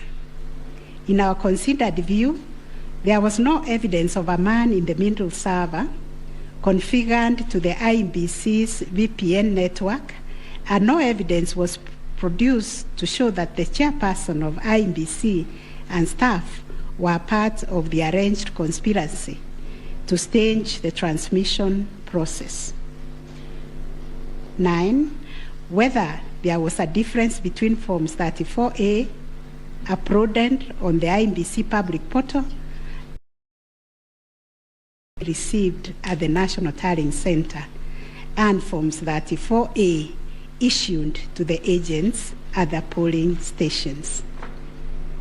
On this issue, the first petitioner's case was that there was deliberate manipulation and tampering with Forms 34A, as demonstrated in the affidavits, to the effect that votes were being deducted from the first petitioner and being added to the first respondent. To support this petition, evidence was contained in the affidavits of Honorable Martha Karua, sworn on 21st August 2022, Celestine Anyango Opio, Ochieng Oginga, and John Mark Githongo, which was sworn also on 21st August 2022, and a further affidavit sworn on 28th August 2022. Dr. Nyangasi also swore an affidavit on 21st August 2022, and so was Martin Papa, to support that allegation of handing and subtraction of votes. And IMBC and its chairperson urged that all Forms 34A transmitted to IMBC portal were not interfered with or manipulated. Further, that the Forms 34A signed at the polling station and issued to the agents were identical to the Forms 34A uploaded on the public portal and delivered to the National Tallying Center at the Bomas. It was contended that in any event, physical Forms 34A to tally, verify, and declare the presidential election results. This court ordered scrutiny of the forms from the 41 polling stations outlined in the affidavit of Celestine Opio to ascertain the allegation of interference. And this is our finding. 1, there were no significant differences captured between the Forms 34A uploaded on the public portal and the physical Forms 34A delivered to Bomas that would have affected the overall outcome of the presidential election. B, no credible evidence was presented to support the allegation that Forms 34A presented to agents differed from those uploaded to the public portal. The report by the registrar of this court confirmed the authenticity of the original forms in the sampled polling stations. The affidavits of Celestine Opio and Arnold Ochieng Oginga, while containing sensational information, were not credible, as the registrar's report confirmed that all the Forms 34A attached to those affidavits and purportedly given to them by the agents at select polling stations were significantly different from the originals, certified copies, and those on the public portal. The purported evidence of Celestine Opio and Arnold Oginga, sworn in their respective affidavits, are not only inadmissible, but are also unacceptable. It has been established that none of the agents on whose behalf the forms were being presented swore any affidavit, that there is nothing instructed both Celestine and Arnold to act for them. Yet the two have gone ahead to depone on matters that are not within their knowledge. This court cannot countenance this type of conduct on the part of counsel who are officers of the court. Though it is elementary learning, it bears repeating that affidavits filed in court must deal only with facts which an opponent can prove of his own knowledge, and as a general rule, counsel are not permitted to swear affidavits on behalf of their clients in contentious matters like the one before us, because they run the risk of unknowingly swearing to falsehood and may also be liable to cross-examination to prove the matters deponed. We must remind counsel who appear before this court, or indeed before any other court or tribunal, of the provisions of sections 113 and 114 of the Penal Code that swearing to falsehoods is a criminal offense, and 2, that it is an offense to present misleading or fabricated evidence in any judicial proceeding. Section 114 of the Penal Code states, and I quote, "Any person who swears falsely or makes a false affirmation or declaration before an oath or a declaration upon a matter of public concern, and at such circumstances that the false swearing or declaration, if committed in a judicial proceeding, would have is guilty of a misdemeanor." One of the most serious losses an advocate may ever suffer is the loss of trust by judges for a long time. Such conduct amounts to interference with the proper administration of justice. The contents of the affidavit of John Mark Githongo, which may contain forgeries, are also dismissed for not meeting the evidential threshold. Those averments contain no more than incredible and hearsay evidence. No admissible evidence was presented to prove the allegation that Forms 34A were fraudulently altered by a group situated in Karen under the direction of persons named in the affidavit and video clip attached to it. As a matter of fact, these 2 affidavits amount to double hearsay and incapable of being proved at each of the rears. We turn to Form 34A for Gacharago, primarily presented by Madam Judy Soweto, advocate, to show that one Jose Kamango accessed the RTS and interfered with the result contained therein. This also turned out to be no more than hot air, and we were taken on a wild goose chase that yielded nothing of probative value. The Kim's kit relating to Songonyo Primary School, which bore the same serial number with another, was admitted by IBC as an inadvertent manufacturer's error. We are also satisfied that the 2 kits and other identifying features that were markedly different, including the timestamps and polling code, and therefore nothing turns on this anomaly. Therefore, to the question whether there was a difference between Forms 34A uploaded on the IBC public portal and those received at the National Tallying Center and those issued to the candidates' agents at the polling station, we have found none.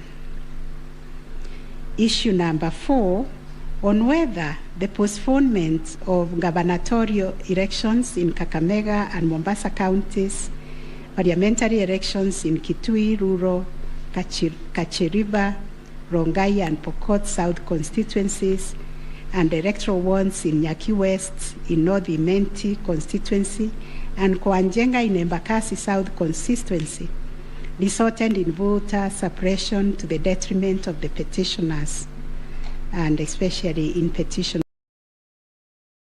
22.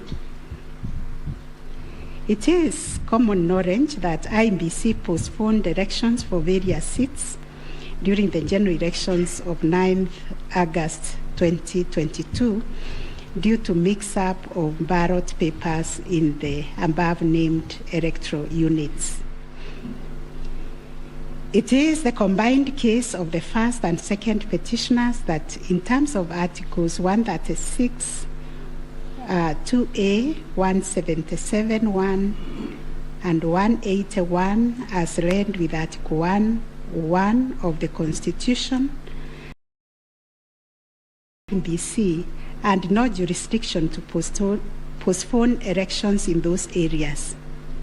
That Section 55B of the Elections Act is inconsistent with the Constitution and therefore void to the extent that it purports to donate to IEBC power to postpone elections in the constituency, county, or ward, contrary to the Constitution, and the postponement undermined the conduct of free, fair, credible elections by depriving the voters an opportunity to vote for all the candidates on the dates stipulated by the Constitution. The petitioners further contend that the postponement of elections and the overall effect of suppressing voter turnout in the electoral units in question, which was prejudicial to him.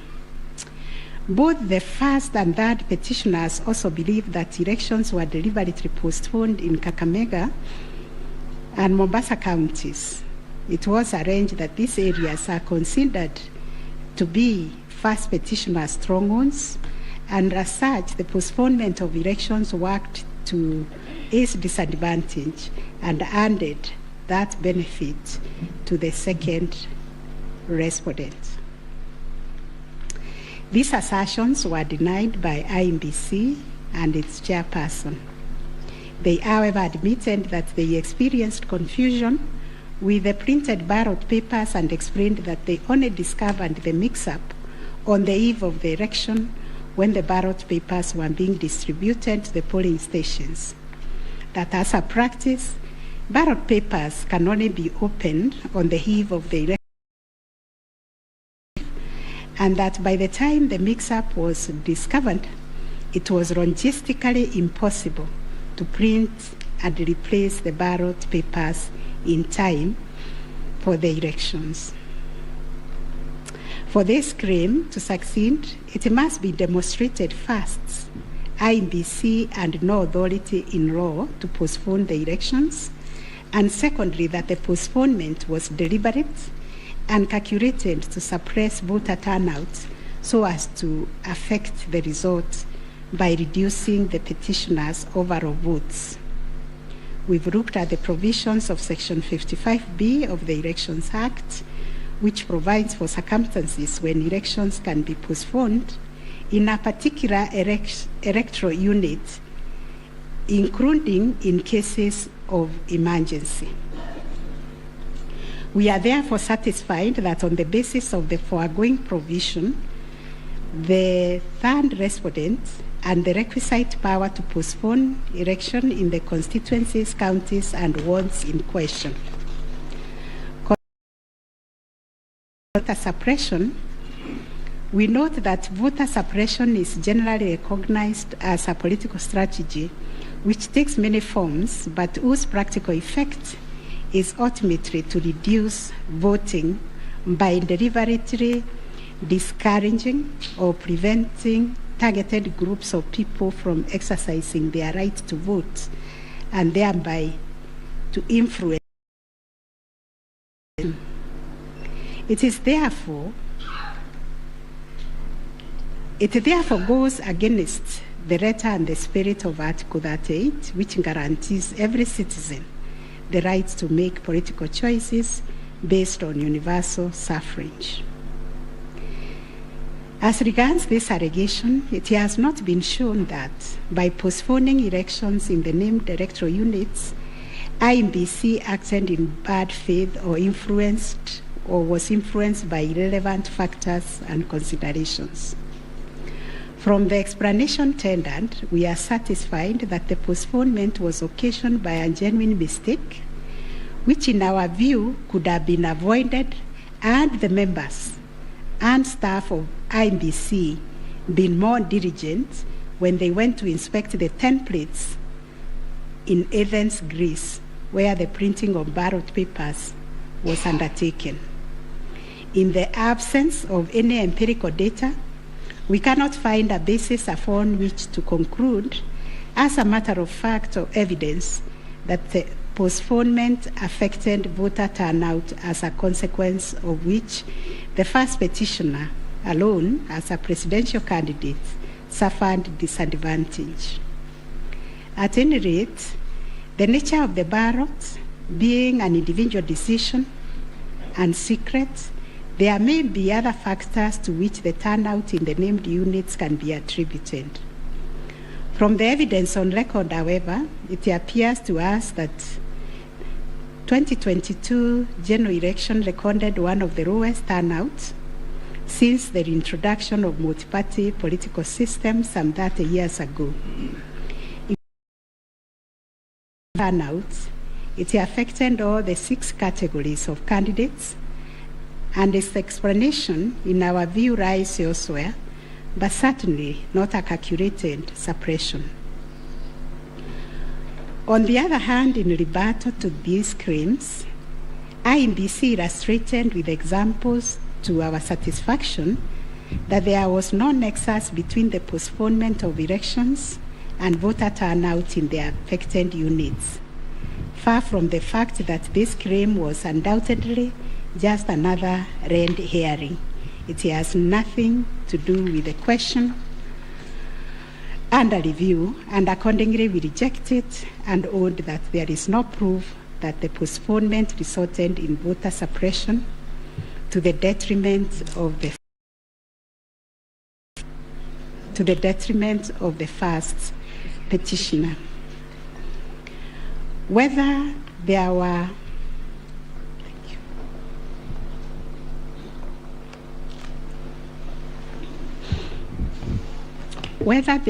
unexplainable discrepancies between the votes cast for presidential candidates and other elective positions. Issue number 5. The first petition, systemic ballot stuffing in certain counties, through parts of Kenya, where, according to him, a total of 33,208 votes were cast for president only, without corresponding votes for the other elective positions. On the part of IEBC and the chairperson, while acknowledging that indeed in some instances there was vote differential between those cast for president and for other positions, but maintained that they were, and those instances related to and citizens in the diaspora who only vote for the president but did not take part in other elective positions. The differential also includes rejected ballot papers and stray votes which do not count as valid votes. The well-established principle that the person who asserts a fact must prove it casts the burden upon the first petitioner to demonstrate that there were instances of such a magnitude as to justify the nullification of the presidential election. Ballot stuffing, which is an illegal addition of extra ballots, is a type of electoral fraud aimed at swinging the results of an election towards a particular direction. Not a single document has been presented by the first petitioner to prove systemic ballot stuffing. A figure of 33,208 votes relied on in this claim is based on unproven hypothesis that since the number of votes cast for the president is higher than those for other positions, then, without more, it must follow that there was fraud. We find that fraud is a serious criminal offense, and it must be proved beyond reasonable doubt under Section 5N of the Election Offences Act. It is indeed an offense for a person to vote more than once in any election. IEBC has provided a plausible explanation for the vote differential, citing categories of voters who only vote for the president, such as prisoners and Kenyans in the diaspora. There were an insignificant number of stray votes whose combined effect verification of the election. A general election in Kenya comprises of 6 different separate elections held concurrently on the same day. Such elections are held by secret ballots, and one cannot predetermine the voter turnout or how voters will vote in each election. None of the parties has flagged anything so significant that it would have affected the outcome of the presidential election vis-a-vis the other 5 elections held on the same day. We find, therefore, there were no unexplainable discrepancies between the presidential candidates and other elective positions. On issue number 6, whether IEBC carried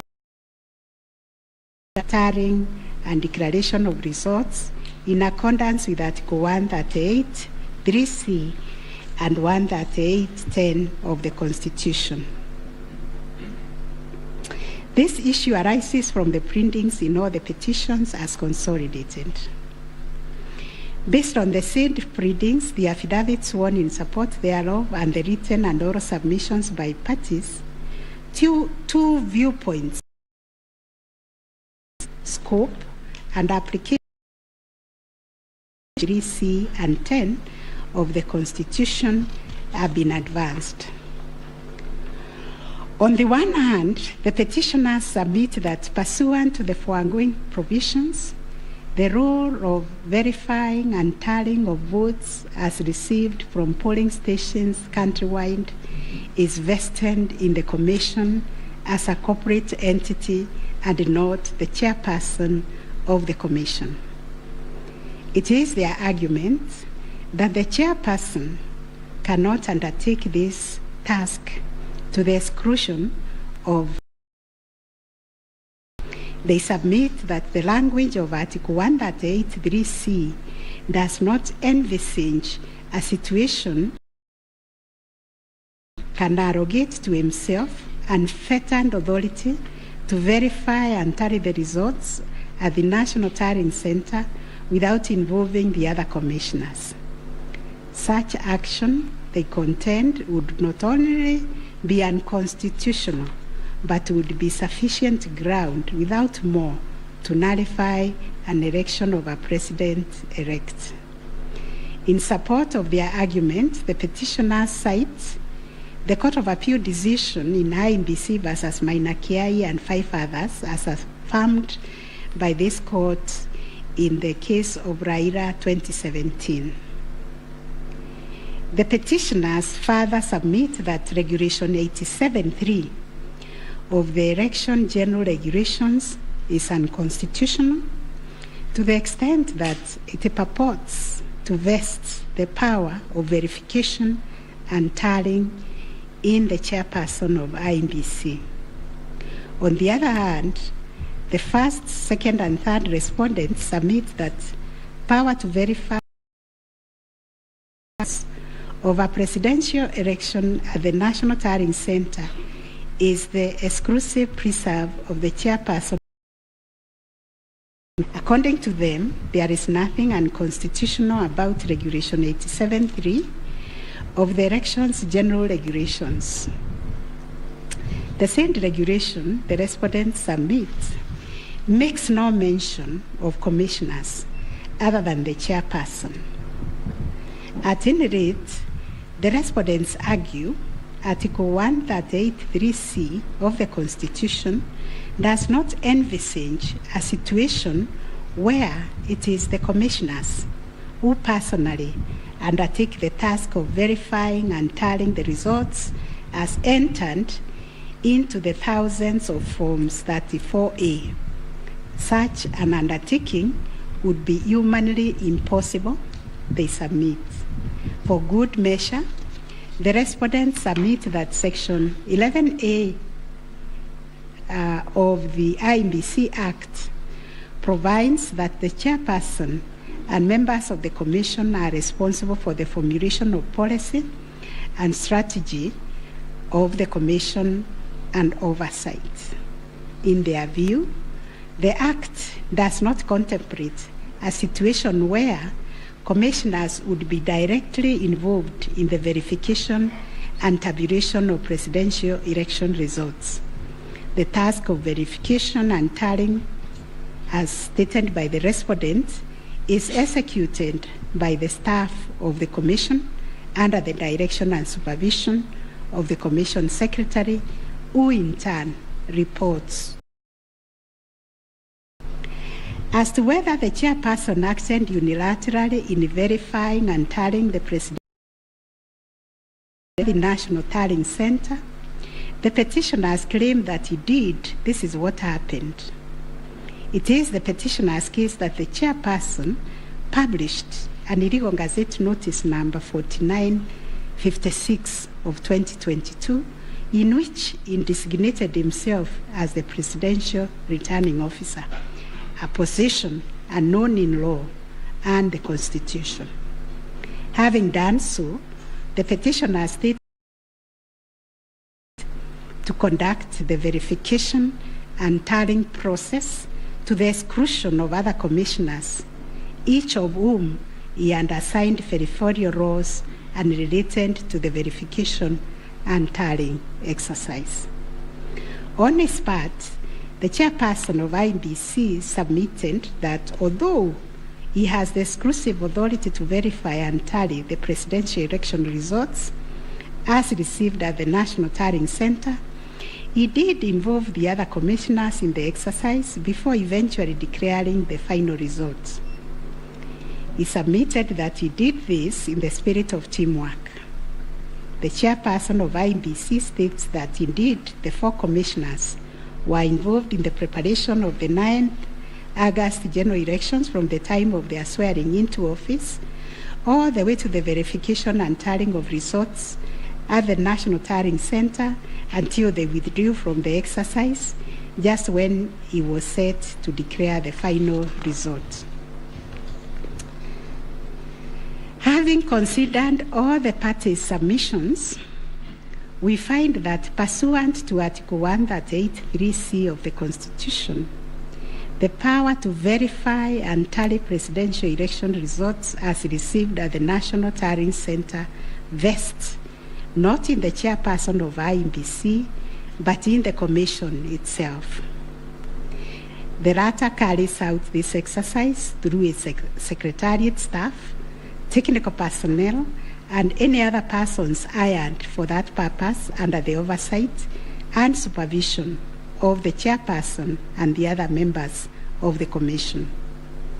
In line with this court's decision in Raila Amolo Odinga versus another versus IBC and 2 others, as reported in 2017 Kenya Law Report, popularly known as Raila 2017, and the Court of Appeal decision in IBC versus Minor Care find that the chairperson cannot arrogate to himself the power to verify and tally the results of a presidential election to the exclusion of other members of the Commission. Indeed, Article 138(10) of the Constitution, although the power to declare the result of a presidential election after verification and tallying is vested in the chairperson, he does so only as a delegate of the Commission. That Regulation 87(3) of the Elections General Regulation purports to vest the power of verifying and tallying presidential election results as received at the National Tallying Center solely on the chairperson to the exclusion of other members of the Commission. The same is contrary to with the provisions of the Constitution. That said, we, however, the fact that the 4th, 5th, 6th, and 7th respondents are referred to as the 4 commissioners actively participated in the verification and tallying exercise from the beginning up to the and until just before the declaration of the result by the chairperson. They took turns and and Tarrant and were present and active during the hearing at Bomas. An example is when one of them, Justice Nyangaya, stood on the podium to announce and also announced an adjustment that had been occasioned by errors of tabulation. The events of 15th August 2022, therefore, came as a surprise. As the public waited for the chairperson of IEBC to declare the final result, sporadic violence broke out at Bomas. The violence swiftly contained,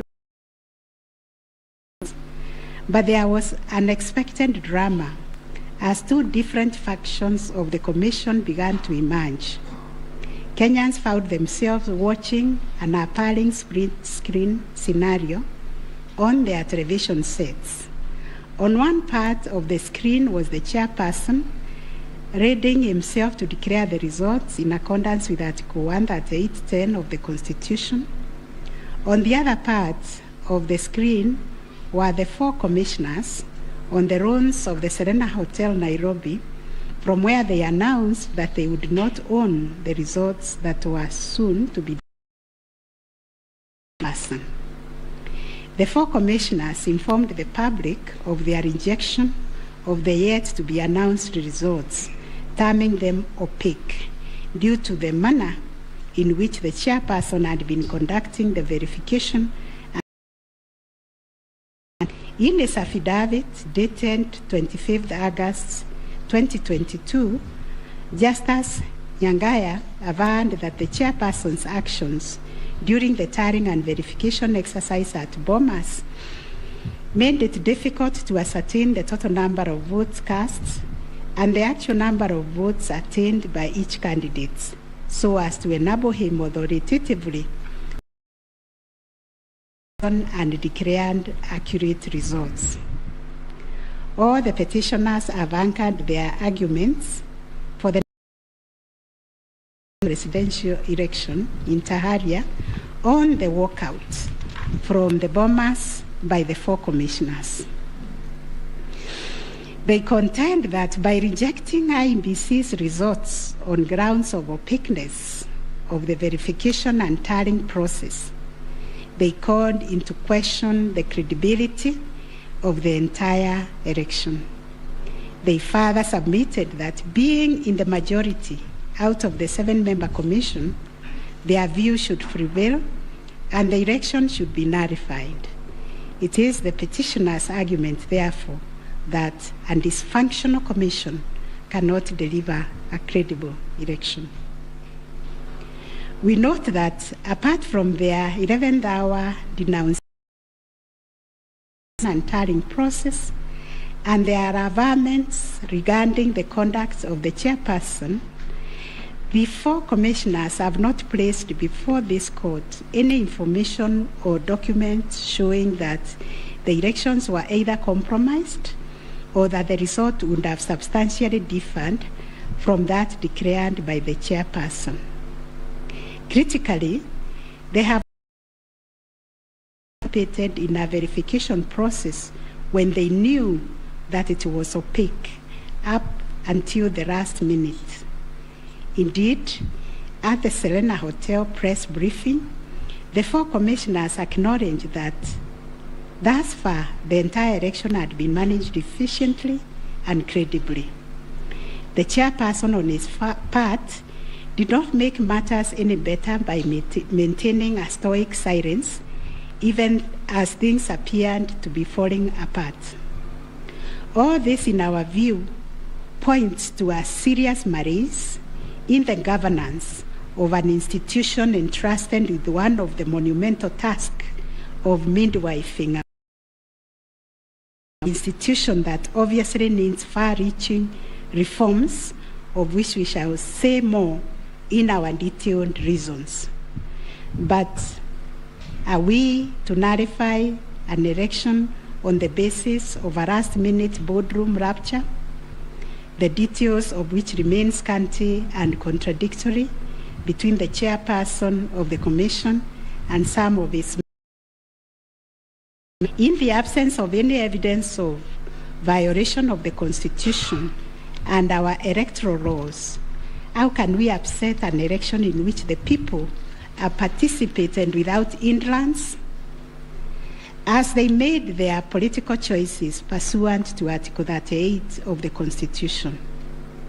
To do this would be tantamount to subjecting the sovereign will of the Kenyan people to the quorum antics of IEBC.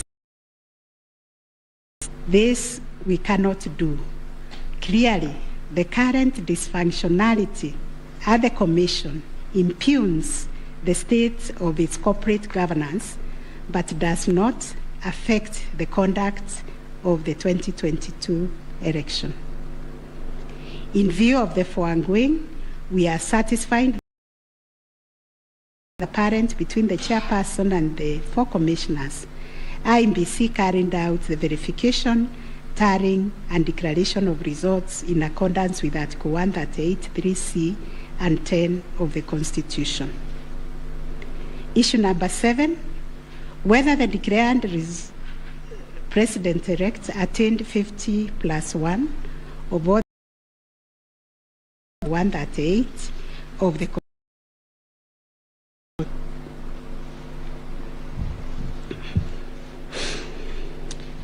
The first, second, and third petitioners averred that the first respondent did not garner 50%+1 of the total votes cast, and therefore did not meet the threshold provided by Article 138(4)(a) of the Constitution. They anchored their claims on the basis that in order to determine whether a candidate has attained 50%+1 of the votes cast, this ought to be calculated based on the total number of votes cast, excluding rejected votes. They argued that 50% of 14,350,65 votes in their votes cast, which amounted to 7,176,582.77 votes.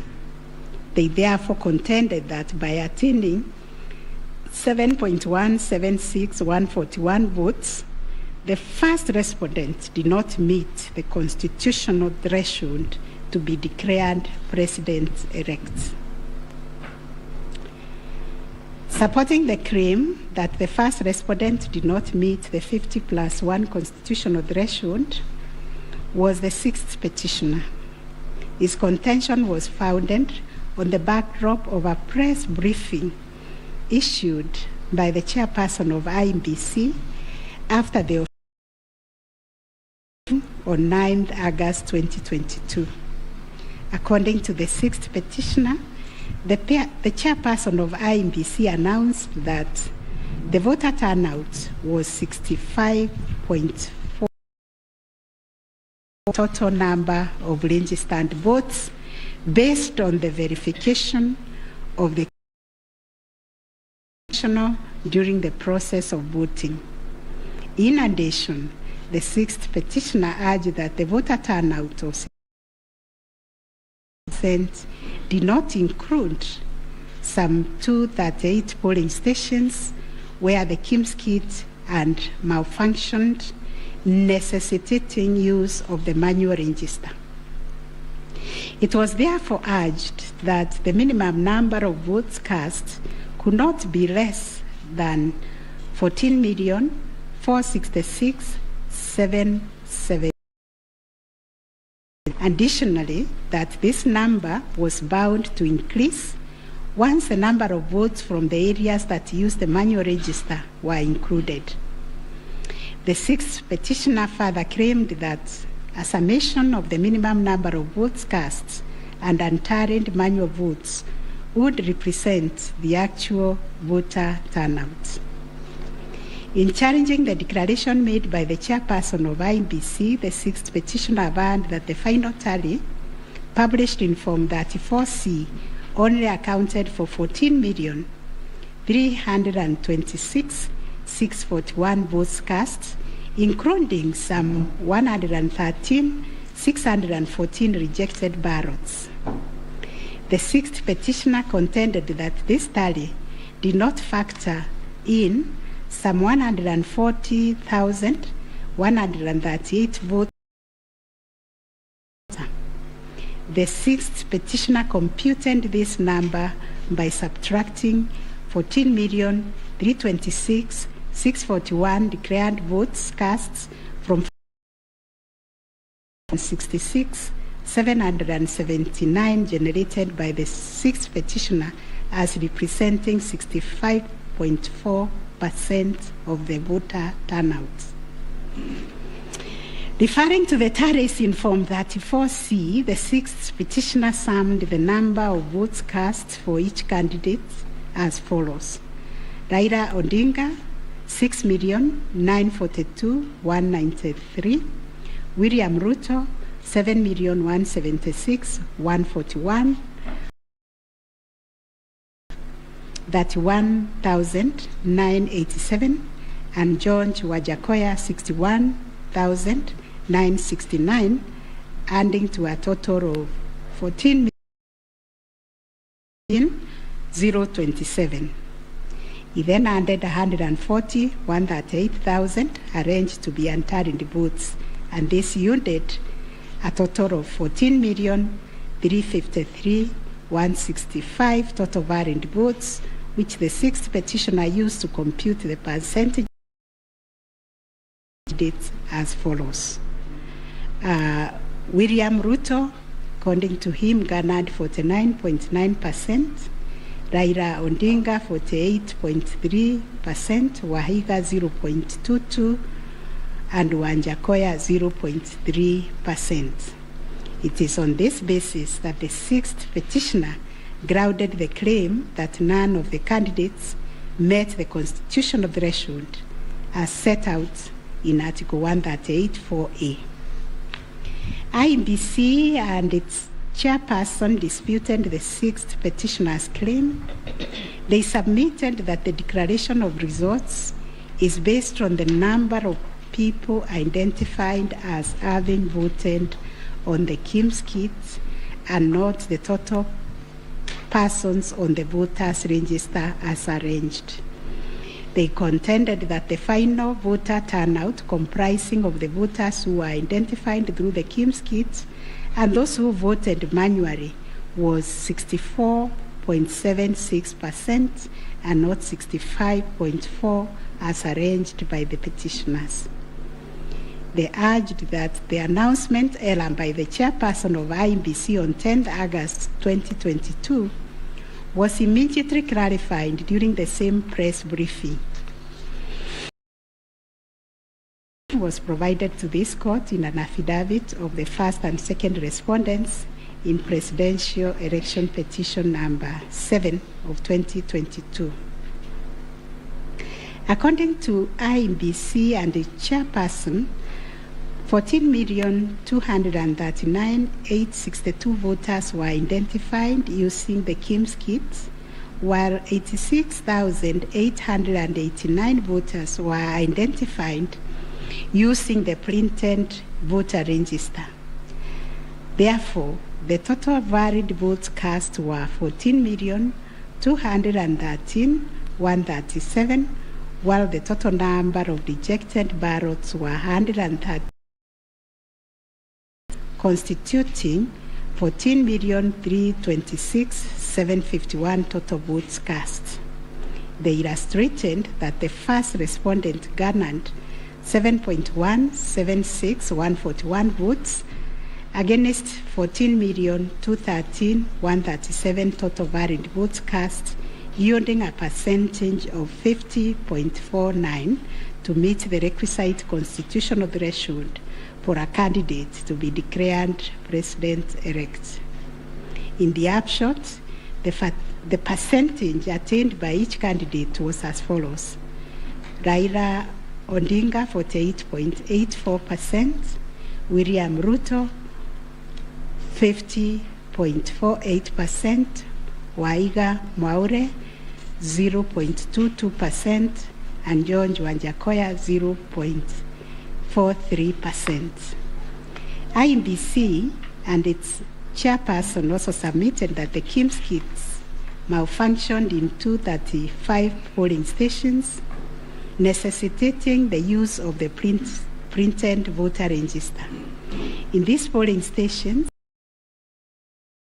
were later deployed for purposes of results transmission. The first respondent, in response to the question of 50+1 constitutional threshold, maintained that he attained the threshold under Article 138(4) of the Constitution as elaborated by the IEBC and the chairperson. This court has considered the differing formulas and threshold arguments presented by various parties to this petition, and that petition has raised pertinent questions connected to this issue. We shall address them together with those of the sixth petitioner, who has addressed and focused on the issue as specifically. It must be restated that the case made by the sixth petitioners concerns a data-specific threshold as enunciated under Article 138(4) of the Constitution, that without attainment of which there can be no declaration. This data-specific threshold is what this court declared in John Arun Mwau and two others versus IEBC and others. Petitions numbers 2 and 4 of 2017, consolidated, referred to as the ultimate yardstick in a presidential context. In Raila Odinga and 5 others versus IEBC, petition number 5, 3, and 4 of 2017, this court asserted that rejected ballot papers do not constitute a vote cast to be included in calculating the final tally in favor of a presidential candidate. We are not persuaded by amicus curiae's brief, that is Law Society, who attempted to persuade on this finding. We reiterate that rejected votes cannot be taken into account. Presidential candidate attained 50% plus 1 of the votes cast in accordance with Article 138(4). Similarly, in the same Raila 2013 case, the court further laid down the parameters of burden and standard of proof in electoral disputes. More specifically, the burden and standard of proof required in disputes challenging the outcome of a presidential election.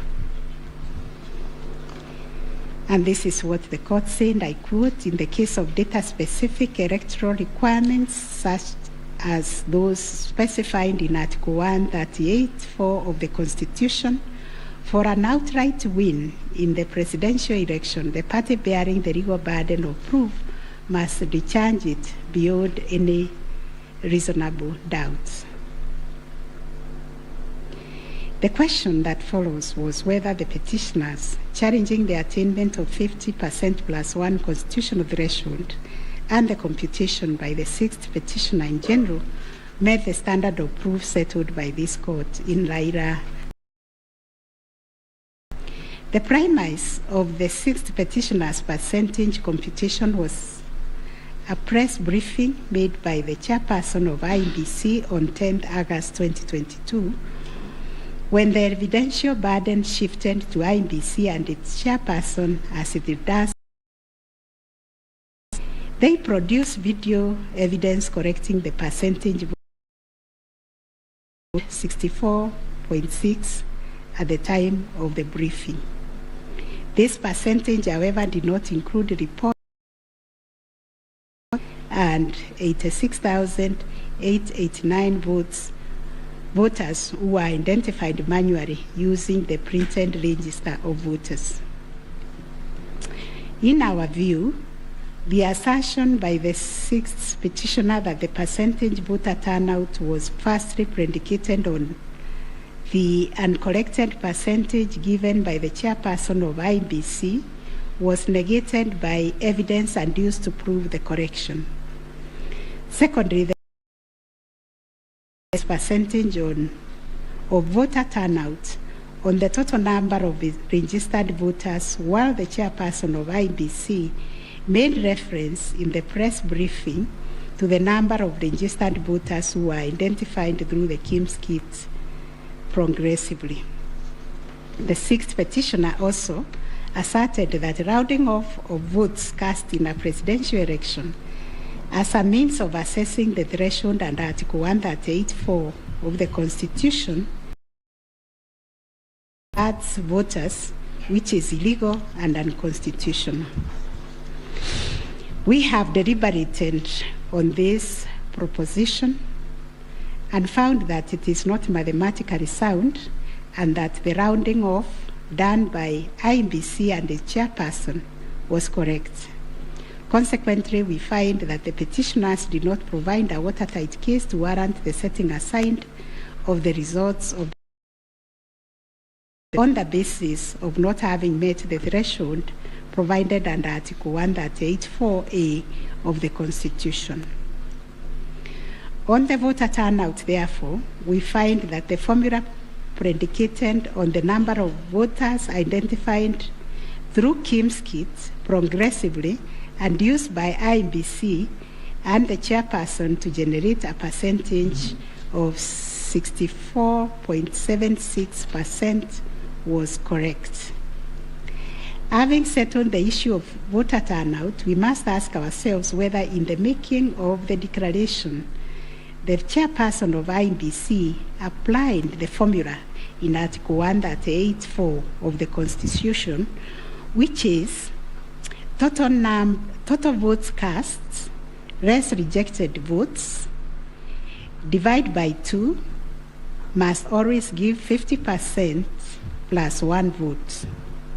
Given the numbers that were presented by the chairperson, this would translate to 14,213,137 divided by 2 plus 1 to 106,569. The question that must inevitably follow is whether this formula, when applied, 7,106,569 votes is less than 7.41, which represents the number of votes received by the first respondent.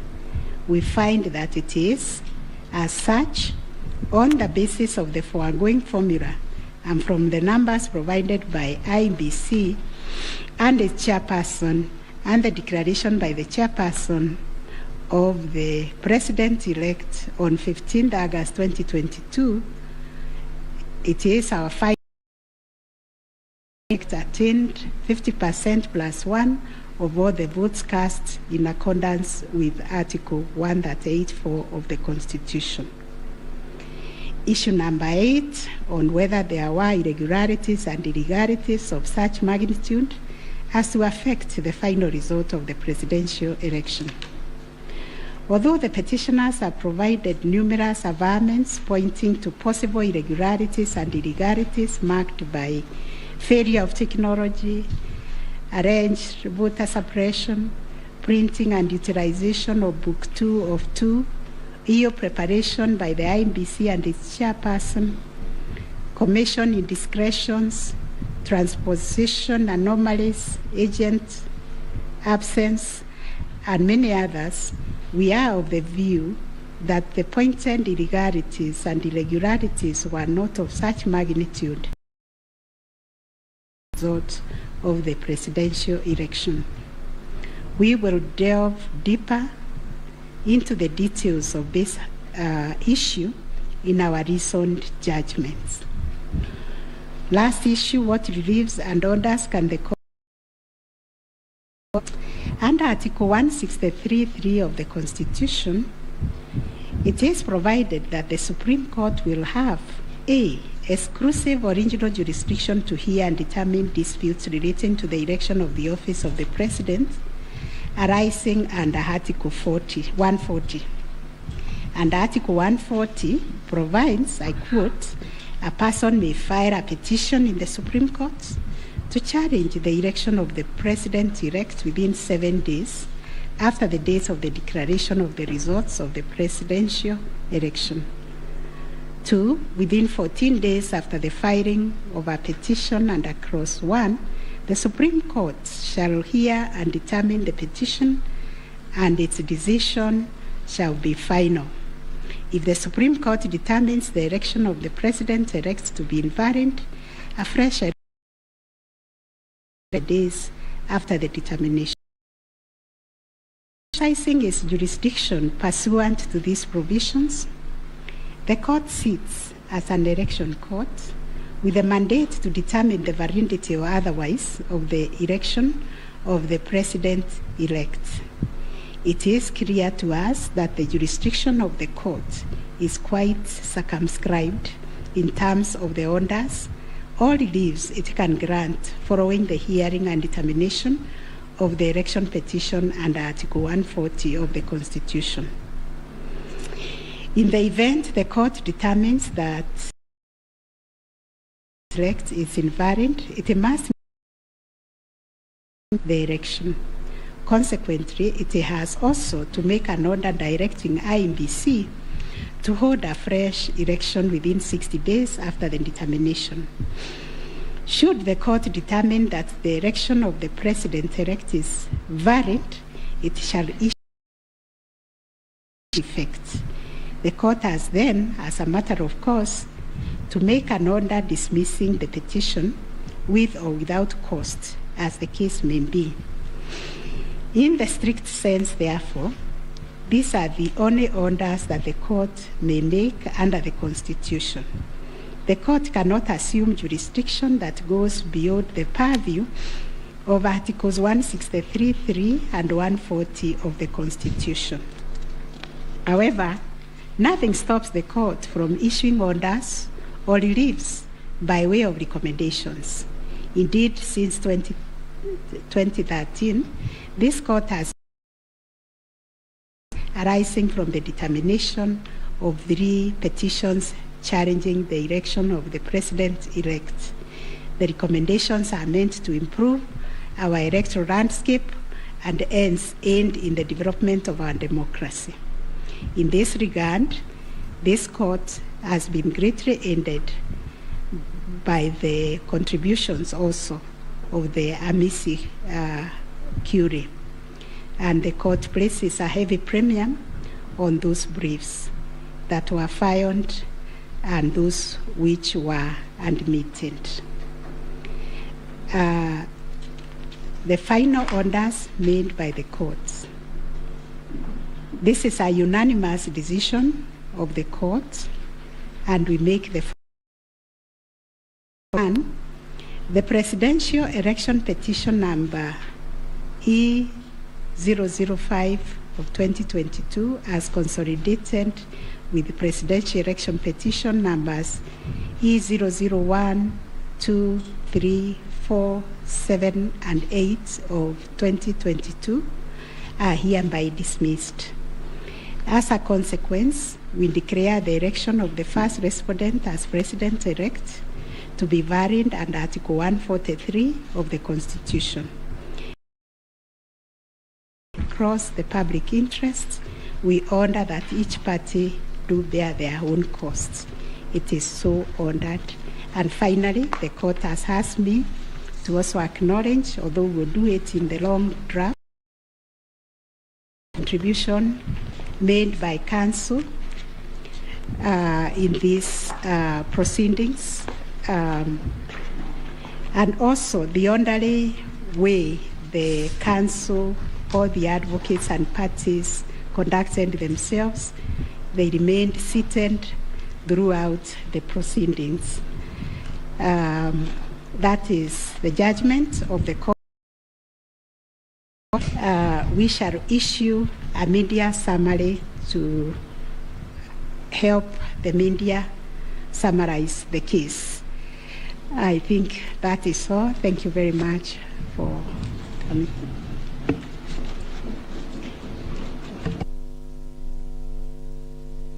My Lady, Madam Chief Justice, and the learned judges of this court, again, I am requested by my colleagues to thank you most profusely for your labors into delivering this judgment, listening to all of us, and giving our nation this judgment so that we may move forward. Thank you, and God bless you. Emeritus to talk on our behalf. Next time you should talk to me. Let me similarly, counsel for the first and second petitioner, thank the court, and it has been a journey, worthwhile journey, sitting through these proceedings and for the delivery of this judgment within the time.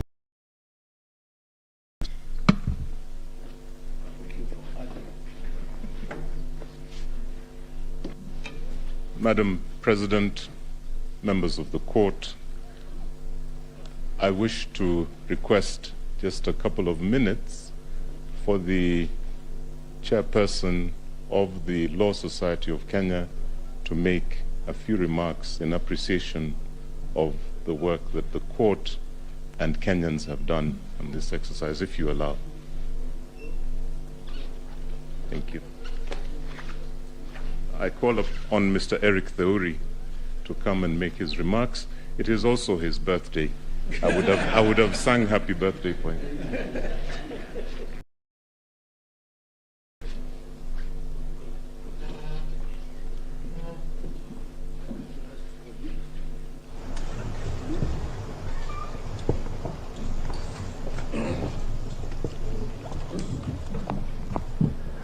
My Lord, the Chief Justice of the Republic of Kenya, the President of the Supreme Court, the Deputy Chief Justice and all the Justices of the Supreme Court, my remarks after counsel for the respondents, Senior Fred Ngatia, makes his remarks to the court.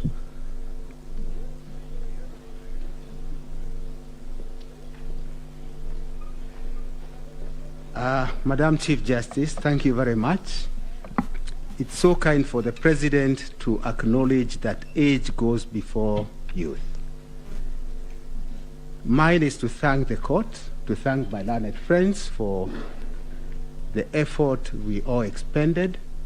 We thank this court for clarifying certain issues, and we look forward to a less corrosive 20.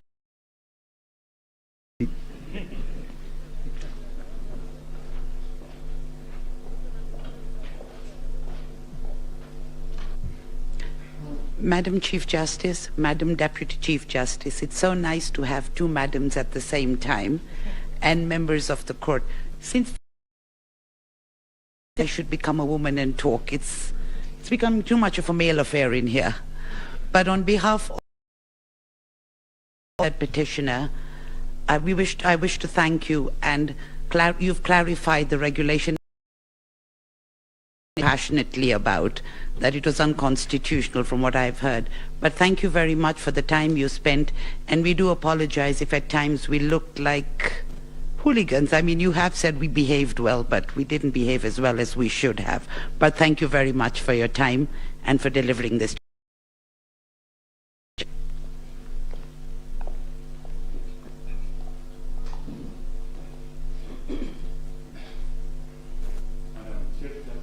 Madam Chief Justice, Madam Deputy Chief Justice, members of the court, I, on behalf of Attorney General, take this opportunity to thank you most sincerely for a great job done and for the courage to clearly define the limits of the law, which will help us empower IBC on the way forward and hope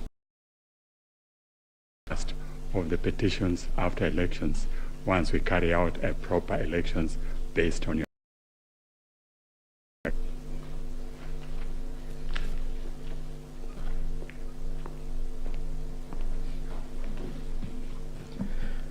the Chief Justice and the Justices of the Supreme. On a light note, my members would be extremely worried if we take the submissions of Senior Counsel Orengo that this should be the end on account of fees. But my lady, the Chief Justice, on behalf of the Law Society and all the members of the society, we wish to first of all take this opportunity in the manner in which it has conducted these proceedings, extremely efficient, especially in light of the really short and strict timelines that you've had. But the management, the manner in which the court adopted a somewhat inquisitorial nature to the conduct of these proceedings is something that as a society we have noted, and we wish to commend the court. And we do hope that the other courts, as they determine any petitions, election petitions that will go before them, will similarly adopt such inquisitorial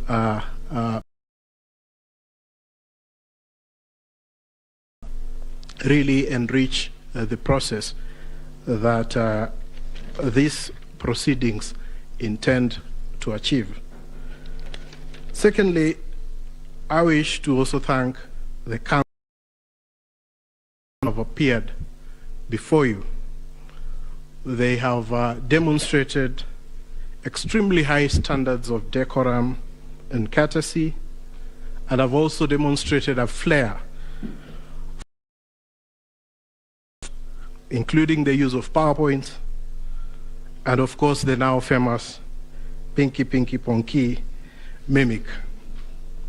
But all that really, I'm sure, has demonstrated, especially to the younger members of the society, how to conduct themselves before the court and how to relief. And we thank all the advocates who appeared before this court for the good work that they have done.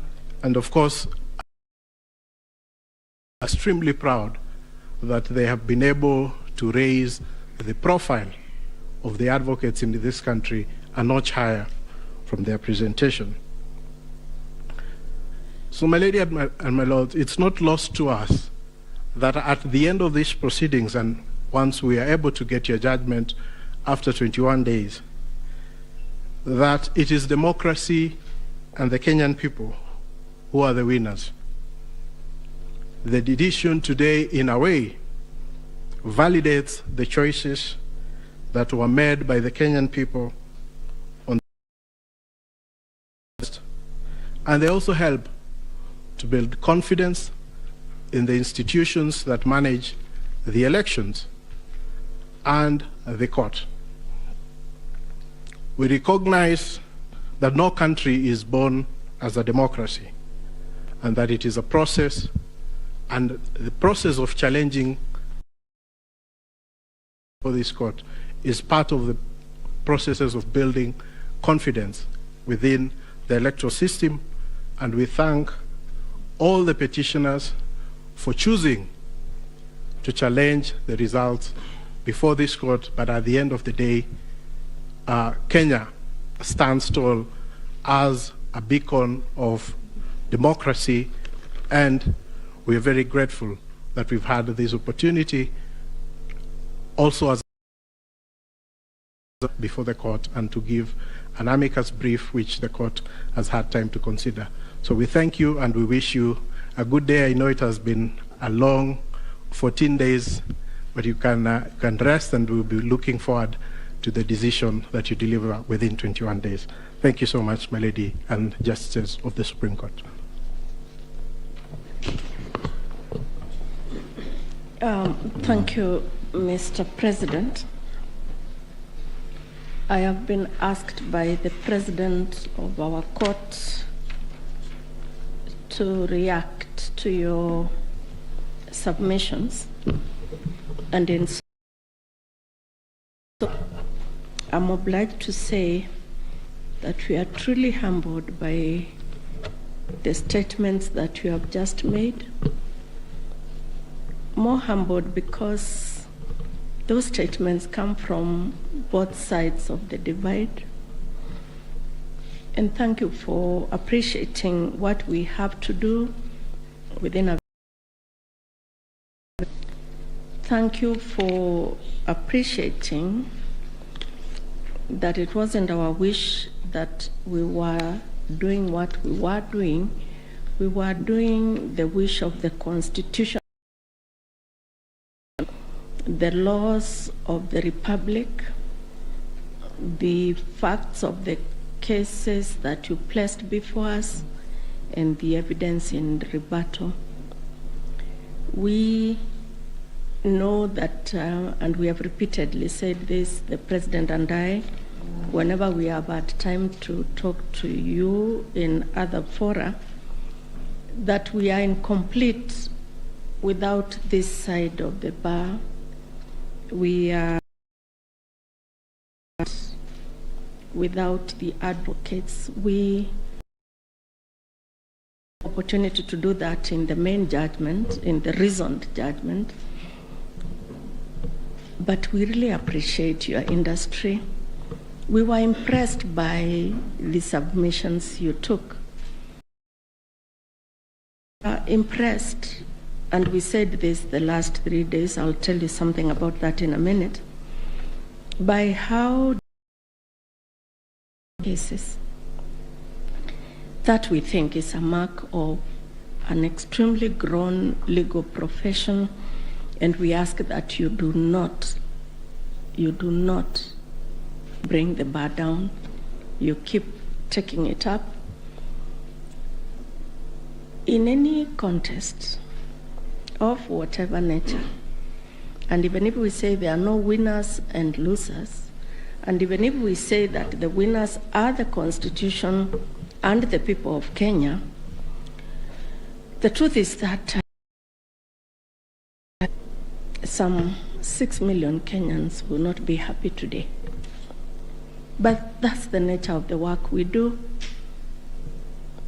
What we hope, and we hope you can advise your clients and our brothers and sisters that are the Kenyans, that is what was expected. One side to win, one side had to be in total or a great extent of compliance with the Constitution and electoral law than the other side. That's how we saw it. We thank you very much. We, the 7 of us, started company on Friday. I think it is showing on our faces. And we thank you that you appreciate that we work under difficult circumstances, especially because of time. As ground rules, we agreed when we left you here on Friday that we would not pick any of your calls. A lot of you called us, but we just couldn't pick your calls. And I hope you understand that we couldn't. Trying to call us, but we just could not pick the calls. I hope you understand. And now if you allow us, again, on behalf of these 7 men and women, thank you very much for appreciating what we have to do. Thank you for giving us the honor to serve this country in these capacities. And let's hope that we can continue to grow our democracy this way. For everything you also do for the country, and now you allow us to go home and sleep. Thank you. The court is adjourned.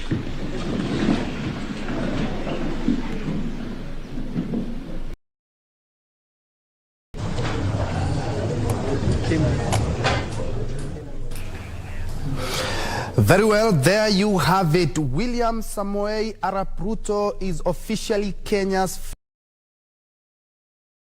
That win, his win, was affirmed by the apex court there. They say once you've cleared the bush, you cannot hide it in it anymore. Well, the apex court judges have cleared the 9 bushes that were standing between William Ruto and his win, and given the clean bill of health to the Commission. Were there some issues here and there at the IEBC? Yes, but that did not warrant the annulment, and they have affirmed that democracy and Kenyans are the winners. All the 7 judges, it was a unanimous decision, all the 7 judges win, right? Ray? Indeed, yes. I was just thinking about those 9 of the issues that rather came out. Even so, we actually saw Ruto is the president-elect, and as soon as he on Monday, then he officially gets into the Kenyan history books as Kenya's 5th president. That is after all the 7 judges said yes indeed. And talking about bushes or the petition, the final orders being the presidential petition has been dismissed. The election was valid and carried out in a manner that was free, fair, and verifiable. And as you can see from the pictures on your screen live from Uasin Gishu, Yosonyeri, and Milimani, and let me correct myself there, well, the swearing in will be next week on Tuesday. As you can see, the yellow colors, the people there, the UD go there, people celebrating the win. It's not anything different from the picture above that is in Uasin Gishu. As you can see there, people had to brave the heavy rain, the heavy downpour in Uasin Gishu to ensure that they listen keenly to one of their own, William Ruto, hailing from that county. And as I had alluded to earlier, is that all the 9 issues have been dispensed with. And talking about the technology failing and integrity verifiability, that has also been dismissed. Actually, one of the key issues that all Kenyans we were looking at is the 50+1. And from what the judges have talked about there, giving us calculated and verified reports say that yes, indeed, William Ruto did hit the 50%+1 as required by the law. And also, did the irregularities affect the final outcome? Yes, indeed, there were here and there, but that did not warrant the irregularities did not warrant the annulment of that presidential election. Was there interference, transmission of Form 34A, uploading of presented, according to the 7 judges, to show interference on the form before or during the uploading? That has also been dispensed. And also, they're talking about the postponement of the election in 8 electoral units. That has also been acted upon, and said it was a genuine mistake, and IEBC should have a calculated move to suppress voters in the 8 electoral units. Another issue that has been dispensed with is whether the IEBC tallied verified results as required in Article 138.3 and 138.10 of the Constitution. That, right? Now, some of the issues there, and I'd want to one of the 5th, actually the number 5 of the issues, whether there were unexplainable discrepancies of the presidential candidates and other elective positions. This is an question whenever we've had presidential petitions. We saw this happen in 2013, we saw this happen in 2017, and also now in 2022. But now issue number 6 on the conduct, and this heavily lied on the conduct of the IEBC as the agent that was in charge of, in as far as oversight is concerned. tallying and declaring Article 138.3C and 138.10 of the Constitution. Here we had the 7-judge bench actually go further to even issue a recommendation, and I'd want to paraphrase there with the CJ, their chief, that there are far-reaching reforms required of the IEBC, and grievances in as far as governance of the IEBC is concerned. However, no information shows that the election was questioned. The participation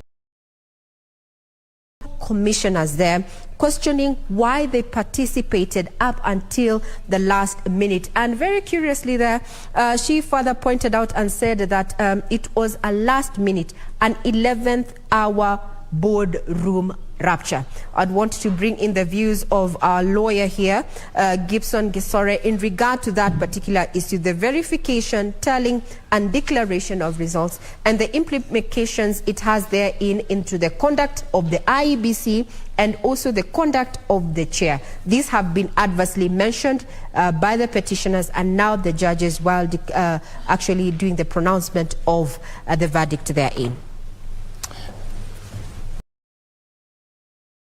Regina, I think first, before I go into into answering your question, let me congratulate,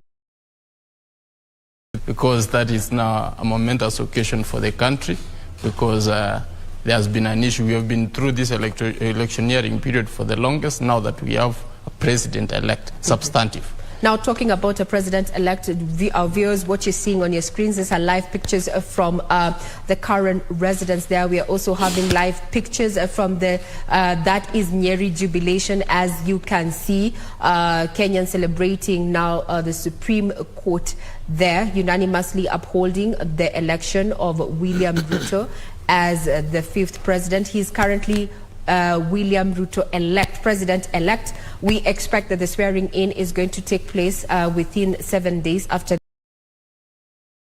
it, effectively September 13th. That is Tuesday. On your split screen there, we have Nyeri there in celebration. We are having sights and scenes also from current residents, and we are also having pictures from Uasin Gishu County, County 2. Seemingly a calm crowd there celebrating that particular decision by the IEBC, by the Supreme Court there, upholding the election of William Ruto as president-elect. His swearing-in ceremony will be on the 13th of September, 7 days after the pronouncement there by the 7-judge bench. They are led by none other than Chief Justice Martha Koome. 9 issues were brought forth, and they failed the test of time, so to speak, to have election there. Now, Gisora, you were giving your opinion in regard to the impact. Yes. As I was saying, I want to congratulate William V. Now, sorry, let me interject there. Let's have a listen in to lead and Governor-elect Siaya James Orengo there in Mani. Are we all right?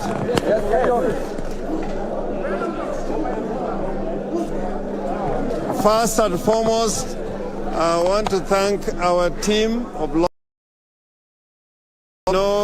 We are a team of nearly 50 lawyers, and we have been working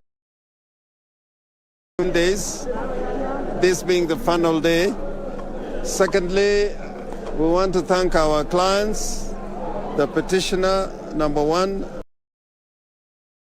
petitioner number 2, Martha Karua, and other eminent persons in this team, including Senior Counsel Stephen Kalonzo Musyoka, for having their trust and confidence in this team of lawyers to prosecute their case in petition number 5, which has been consolidated with other petitions, and put their case before the Supreme Court. I want to say without a fear of not agree court, like Al Gore, I will say we accept the decision but we do not agree with it.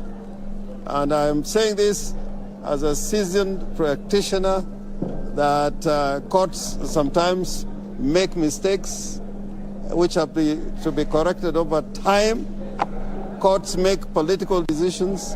As you know, in the United States of America, there has been a long-standing case that has been held as universal truth of involving women's rights, Roe versus Wade. It took them 50 years to overturn that case because of a Republican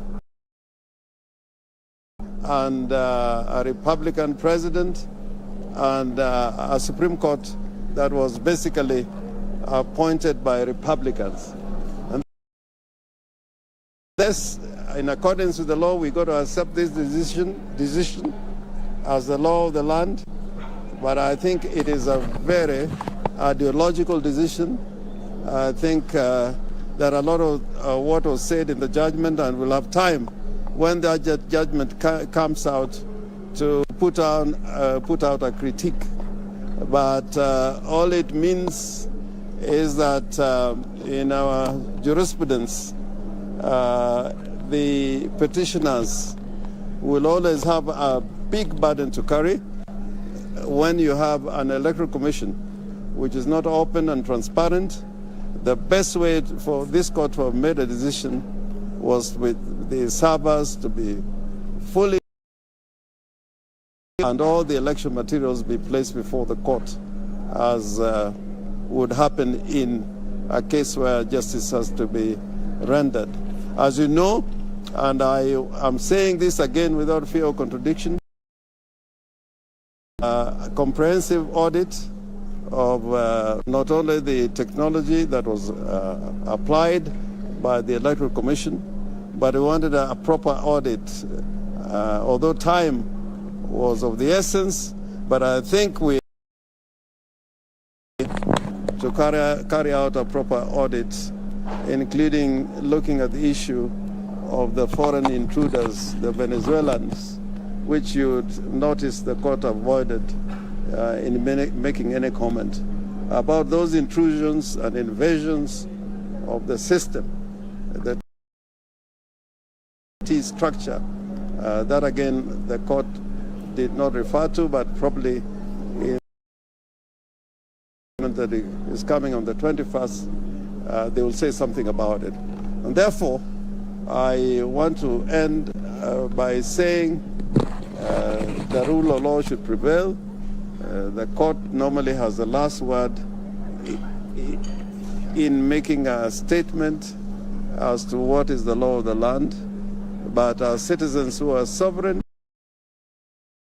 were entitled to disagree and disagree very vehemently. I think in the proceedings, during the hearing, I think they were patient. They listened to us. It is only the outcome that we do not agree with. Finally, I think our clients, the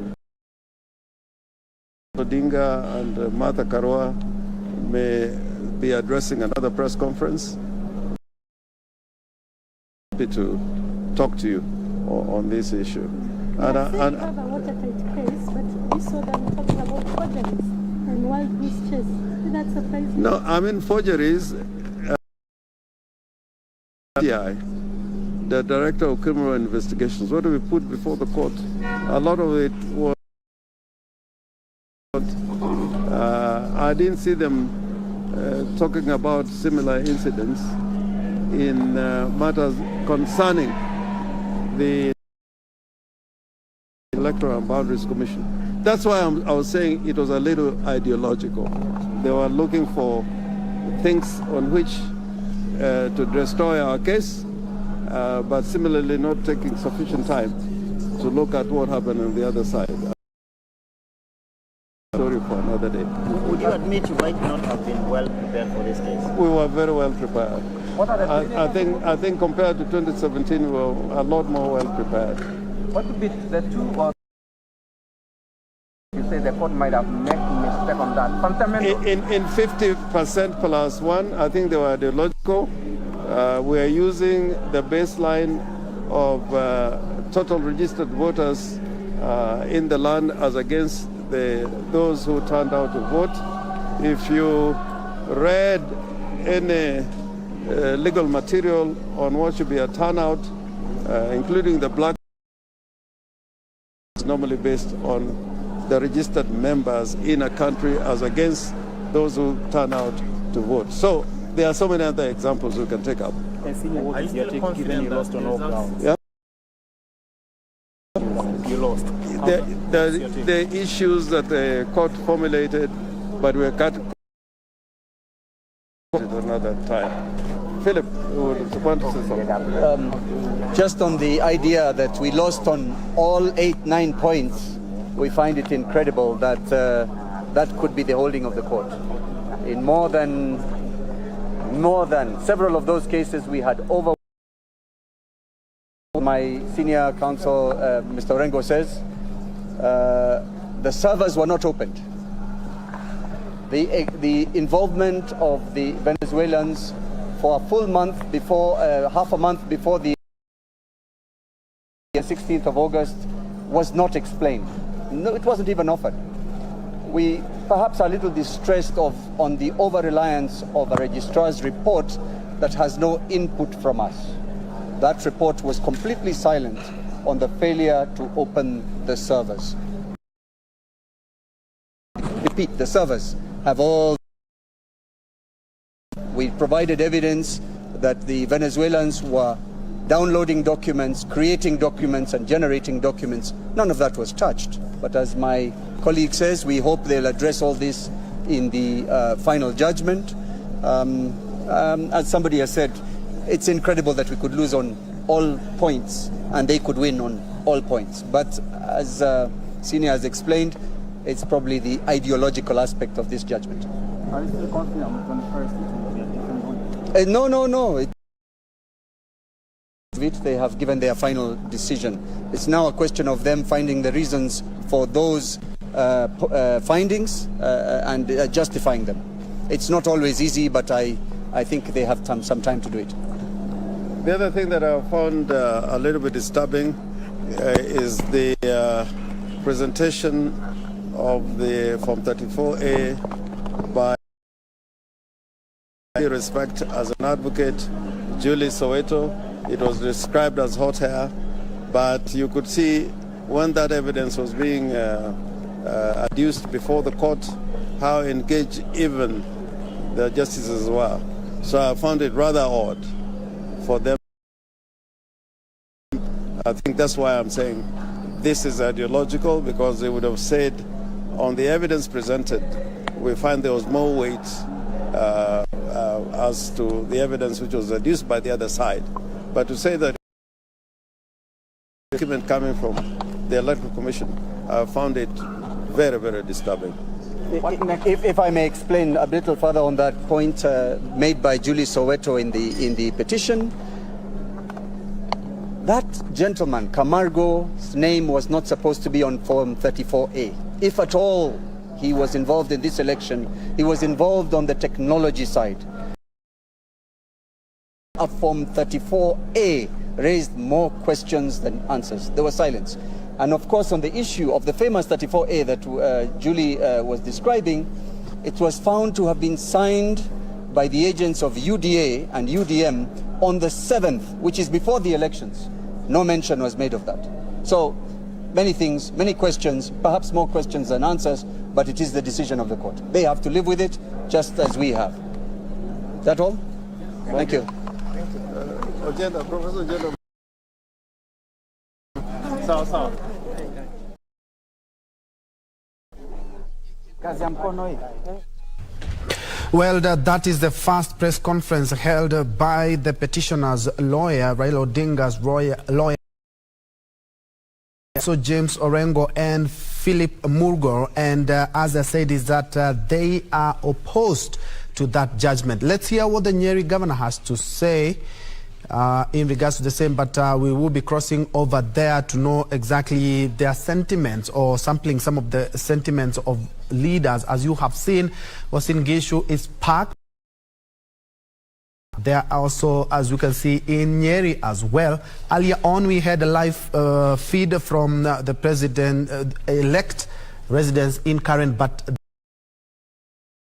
on your screen is live from Uasin Gishu, where it is the home of the president-elect William Ruto. And indeed, as you can see, they have braved the rain to just have the whole judgment by the 7 judges, and they are elated,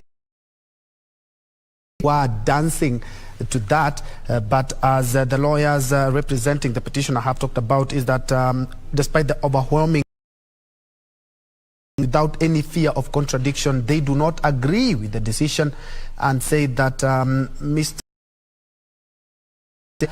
challenged availing of election materials for comprehensive audit, but they say after the 21 days that the judges have talked about, so that they may give a more. They say they are even more, they were more prepared than the year 2017. Ray, they say that more prepared 2017. Yes. And looking at all the issues were trended on by the 7 apex judges for a unanimous. Yes, Troy, yes, that is something that has come up there from senior counsel James Orengo there, who was leading a contingent of at least 42 lawyers, you know, for the Azimio la Umoja One Kenya coalition there, putting off some of the prayers that they wanted. And they're saying, well, history has taught them something else, something new. In as much as they were prepared, well, it did not go their way. And they have picked that issue that all they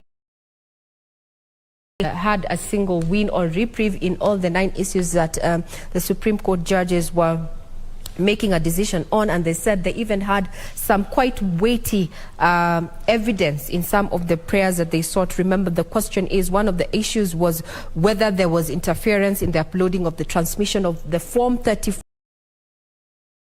IEBC public portal. This being it was a judgment all. However, according to the Supreme Court judges there, who are unanimous in their decision for William Ruto as president-elect, credible evidence was presented to show interference, as well as they went further. The judges went further to just say that even with of 14 polling stations, there was no evidence, and that all the forms that were uploaded at the portal vis-a-vis what they found after scrutiny of the 4 IEBC were original and did tally. Then also they said that another issue that took is that whether there were unexplainable discrepancies between the votes cast for the presidential elections, while declaring the judgment there, that are reading out the judgment, is that yet this was an unproven hypothesis, and there were no significant, rendering them insignificant discrepancies to have the 7-judge bench annul, or rather nullify the election of William Ruto as president-elect in the August 9th polls. Those are just some of various parts of the country, including Nyeri, Uasin Gishu, and a bit of CBD there. We'll be having a listening into what is happening in Karen, where we understand that leaders under the UDA, the Kenya Kwanza coalition there, are meeting, having a meetup there, lunch and addressing the leaders therein, as well as the public, being his first address officially after the at Apex Court there. Now, among the issues that came up was, for determination was the issue on the verification at Troy there, and this bordered on also the as an oversight body when it comes to matters of election, as well as the conduct of the commissioners and the conduct of the IEBC chair. They give recommendations, quoting and saying that their far-reaching reforms are required within the IEBC, and maybe this is something that we are likely to see prioritized once on September 13th. This happens to be Tuesday there, given that after delivering that particular verdict is that no information shows that the election was compromised, and also the participation of the dissenting 4 commissioners there, and quoting that, other than seeing a last-minute boardroom rapture, and I'm using the words carefully there as used by the Chief Justice. So Troy would want to have this conversation then. Are we seeing what key areas should the president-elect, once sworn in, based on focus on, based on the issues that have been raised in this particular petition? Maybe we can rope in our panel here that has been with us since morning and is still judgment. Troy. Indeed. For me, if you ask me as a journalist, one thing I would actually urge the president is to unite Kenyans. Of course, every election leaves some groups that divide, that would be a good platform to start from, reaching out to the other side, so that Kenyans, looking at the election cycle in Kenya is quite extended, and it will be politics and election aside, and then have a working government. That's me. And of course, we can bring in our experts. We are joined by 2 lawyers. We have been having Gibson Gisore, who is a constitutional lawyer. We also have Henry Kurauka, who is also a constitutional lawyer. And on how you guys have perceived that being officers of the court. Henry. Yes, thank you very much. I do agree with the Supreme Court. Courts do not determine matters through speculations or hearsay or assumptions. The court are guided by facts, law, and merits of each case. And you can see the judges have been able to answer all the issues that were raised by the same court. And I do agree that their findings are illegal, because they are the only 2 alternatives, either to validate or invalidate the elections. That is the power. The other thing I would like to state is that for the entire judgment, that's where we may find the recommendations, that is within. Read the entire judgment and try to see the recommendations brought by the Supreme Court. This recommendation may be done by the government, IEBC, which is our parliament, because some may require legal amendments. The other thing I would like to say is that courts do not conduct elections. It is the IEBC, and therefore it would be unreasonable to expect the Supreme Court to declare any person as elected. Finally, Ben, I would like to say that now we have leaders, and congratulations for the leaders who have been elected. What by the leaders are able to adhere to the rule of law, to embrace the good ideas of governance, core values, and integrity, because they have a time to serve Kenyans. And for Kenyans, this is the time now, I want to say, back to green. We go back to our usual activities, our day-to-day, because at the end of the day, people of Kenya are the sovereign according to our constitutions. So we have to embrace peace, we have to be, brotherly and sisterly, and ensure that no violence or any activities that may affect our peace. Take this opportunity to say Congole,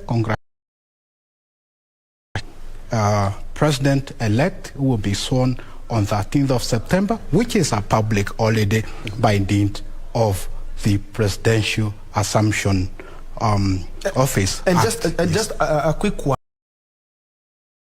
You as a lawyer and in regards to that judgment, and bearing in mind that all judges are... Yes, one thing that came out very clearly is the unanimous judgment. It is very rare to find that every aspect, every issue. Second thing is their analysis and their findings. It came out very well. They were able to link the role of IEBC as a body corporate, where they raised issues of technical team. Remember, presiding officers, the technical team, and many persons play the corporate. And the way they were able to interpret Section 138, subsection 3C, which refers to IBC to render credible and transparent elections vis-a-vis Article 138, subsection 10, that gives the chairperson power. The other thing is, of course, the issue of irregularities and the standards elections. Remember,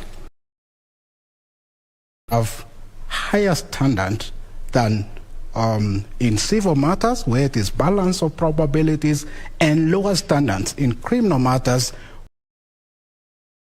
reasonable doubts. And the judge is saying allegations of fraud, criminality, and so on are matters that require very high standards of proof, and they are being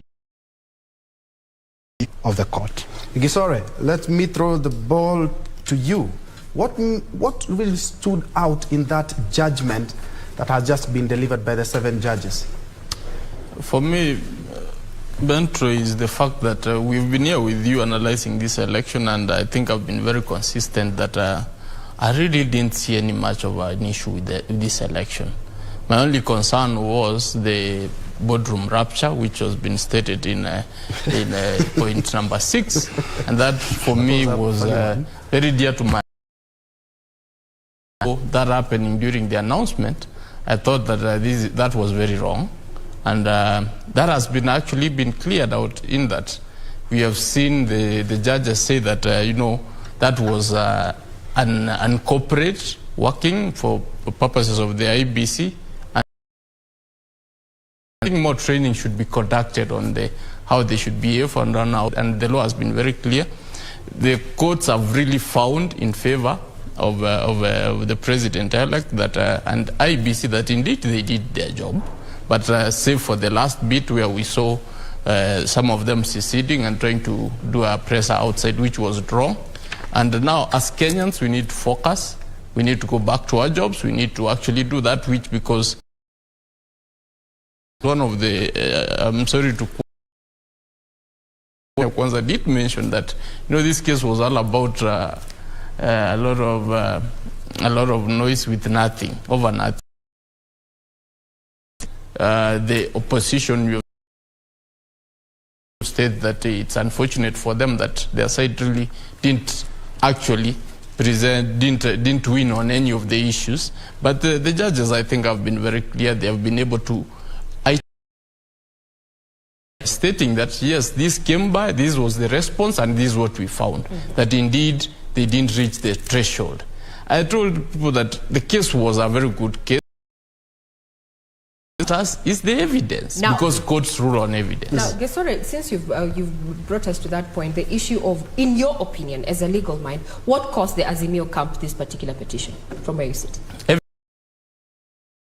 Evidence, evidence, evidence.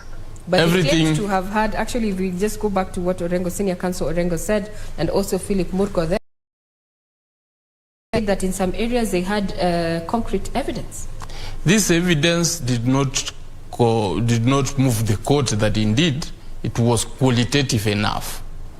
They came with a lorry full of evidence, but it was not qualitative enough. Because if you listen to Mother Kome read the judgment, she was very articulate that this was the allegation on this petition, this is the response we got, and we didn't find it. And then she goes on to qualify it from both ways. Some of them were actually realized to be, and then the key issues which they were relying on were actually sensationalized, which is really unfortunate because it's good for the media, but as a legal mind,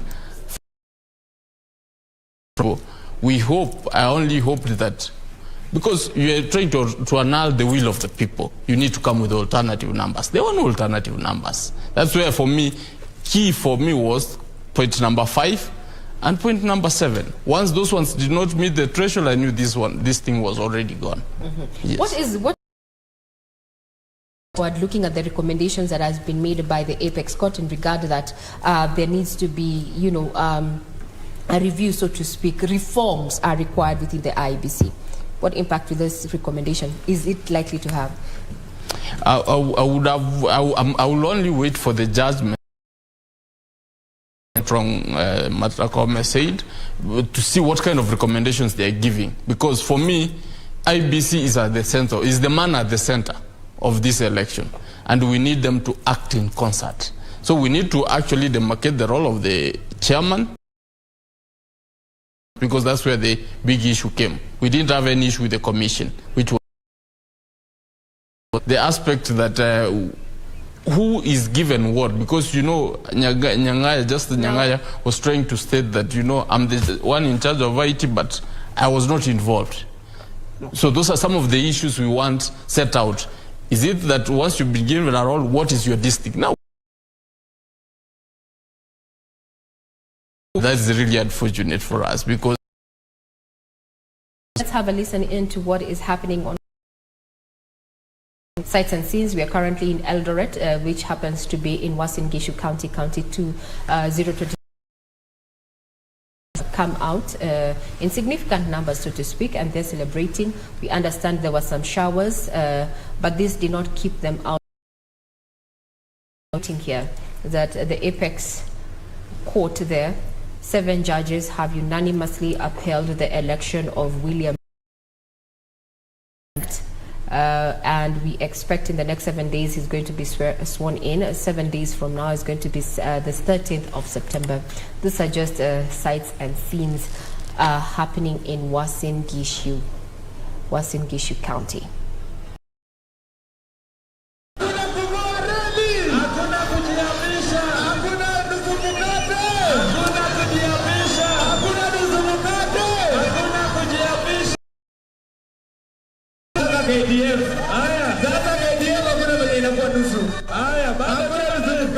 Nataka muwapatie ile wimbo ya William. Yako wewe katika safari. Now let's head to Kirinyaga. Yeah, indeed. Uasin Gishu, but let's cross over now to Kirinyaga County. We noticed there were some celebrations as well.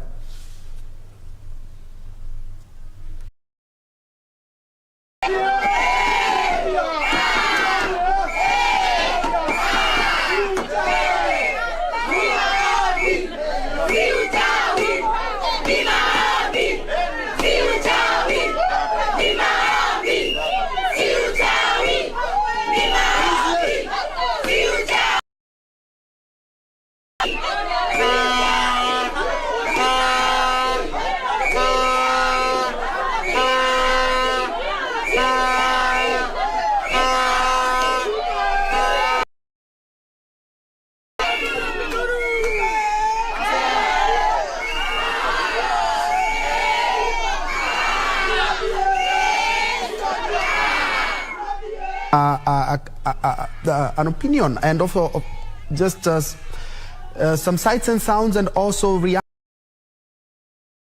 where as you can see they just celebrating. We heard Uasin Gishu, and in Nyeri I saw somebody ask what the governor was speaking about there, but unfortunately he was speeches in Swahili and English. We'll be crossing over to just get a feel of the reaction of leaders earlier on in Karen. As you had seen in some pictures earlier on, we heard is that a lot of leaders elected on a UDA and Kenya Kwanza ticket were there.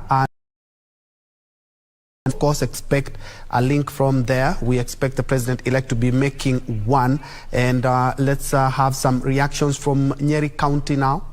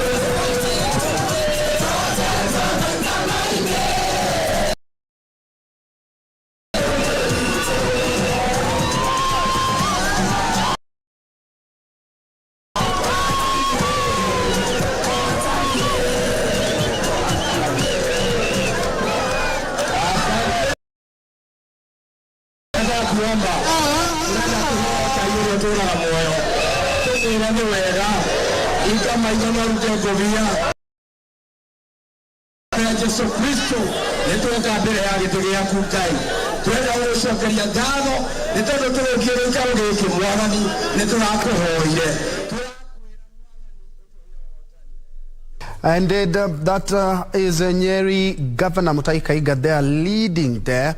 Some prayers there at the Nyeri CBD, where, as you can see, it's jam-packed with jubilant supporters of Kenya Kwanza, UDA colors dotting the streets and singing. Rigathi Gachagua, who is the deputy president-elect, hails from this county, so you have to be keeping a keen eye on that. And we, of course, we expect a lot of reactions from leaders there. And as you can see, we are back there. On the bottom left, and we have Uasin Gishu on the bottom and if my director can guide me on the bottom right of their screen, this should be after county, just getting some of the reactions after the apex election on the presidential election, which all the 7 judges have affirmed President-elect William Ruto, setting stage for the swearing in on Tuesday next week. And the question is, now that this particular verdict is out there, head for IEBC Chair Wafula Chebukati, maybe we can hear from our councils there. We listened to Henry Kurauka there. What does this mean? Because of this particular petition, and however, we have not had any criminal charges inferred on him, and this particular judgment, does it exonerate the chair? Council.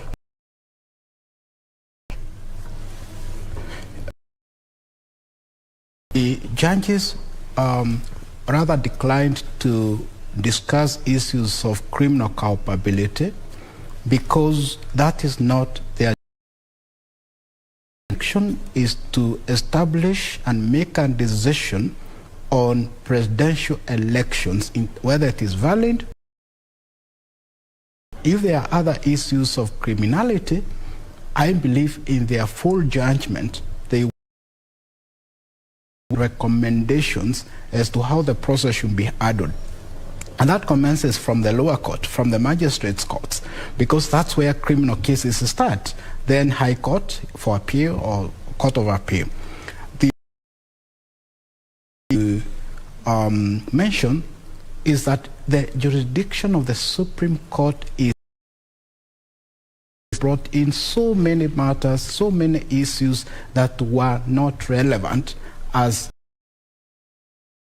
and therefore a lot of things were side shows, and I do agree with the judges. Finally, he who alleges any court will only be persuaded by evidence presented, by facts, pleadings, and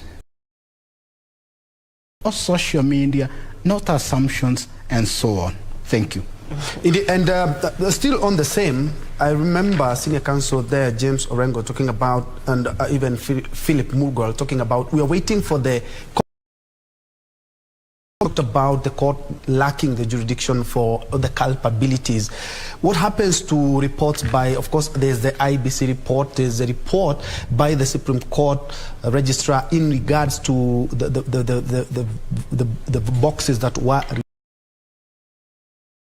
that was presented in court in regards to the Venezuelans. What remedies can they have? Right, the remedy, if proved. However, in my view, today's judgment settles issues as far as presidential elections are concerned in 2022. No person can reopen. However, where there are criminal issues, those issues can be dealt with in accordance with the law. And I am informed there are a number of criminal cases pending related process, because if the returning officer or presiding officers commit a crime under Elections Act, they should be punished as per the law. This fight by the commissioners is wanting. We must condemn it, and in future we want a united corporate entity. Let all commissioners sit down and agree, resolve issues in-house, because coming to the threatening our peace, but it is also sending a very unfortunate image to the world, considering that IBC is an independent body. It cannot be influenced by any other party under our constitution. Indeed, and perhaps to come to you, Gisore, I know this is not the right time to bring this up, but it's something that that is, of course, there was a petition even before the petition by held in court in regards to the swearing in of President-elect. What happens? It's still pending in court. Bentro, I guess, yes, there was that petition, I think, by Kibe, yes. It was the advocate representing. I really haven't heard much about it. I am not sure whether it was even given a date, or if it was given a date, was it before this period or after? Because if it's given after, then it means the swearing in will just go on if there were no concerns. Discussing about it, if there were concerns, cannot be able to go on till that matter is heard and determined. But in the event that there was no indication or any intimation from the court that that is the issue, that they are issuing conservatory orders for the swearing in of the then it means the process will go on as usual, and then the matter will later be heard and determined with whatever orders which will be issued. Then of course it means it didn't move the court to see that it was necessary to issue orders to stop that particular swearing in. And Kurauka, looking at all the presidential petitions that we've had, the Apex Court had the opportunity to have a look at, we are seeing quite a paradigm shift from all other judgments. Indeed, you did say that but this is the first time that we are having all the issues struck out and all the judges affirming. Yes, and I commend the Supreme Court for that. Indeed, the IMBC chair, the last Supreme Court judgment to the last defense, he came with it. He said, I complied with each and every recommendation. I disagree with my colleague. As far as presidential election is concerned, it's the end of the game. There is nothing that can stop the swearing and assumption of powers of our newer president. On the 13th of this month, expect Dr. William Samoei Ruto to be our president. That cannot be changed. And you see the Supreme Court in the BBI case cannot be taken to court of any other matter, whether criminal or civil matter or otherwise. And that now creates one irresistible conclusion that all will have to collapse, either be withdrawn or struck out by the various courts. Thank you. And are we likely to see some... All the lawyers have talked about they are waiting for that comprehensive report after 21 days. Can it affect anything later on? Other than that, I'm talking about the laws and how IEBC perhaps conducts itself, the DCI. But hold the thought. Let's first of all cross over to Mombasa to have a feel of how the residents there have been following up on this petition. Junei?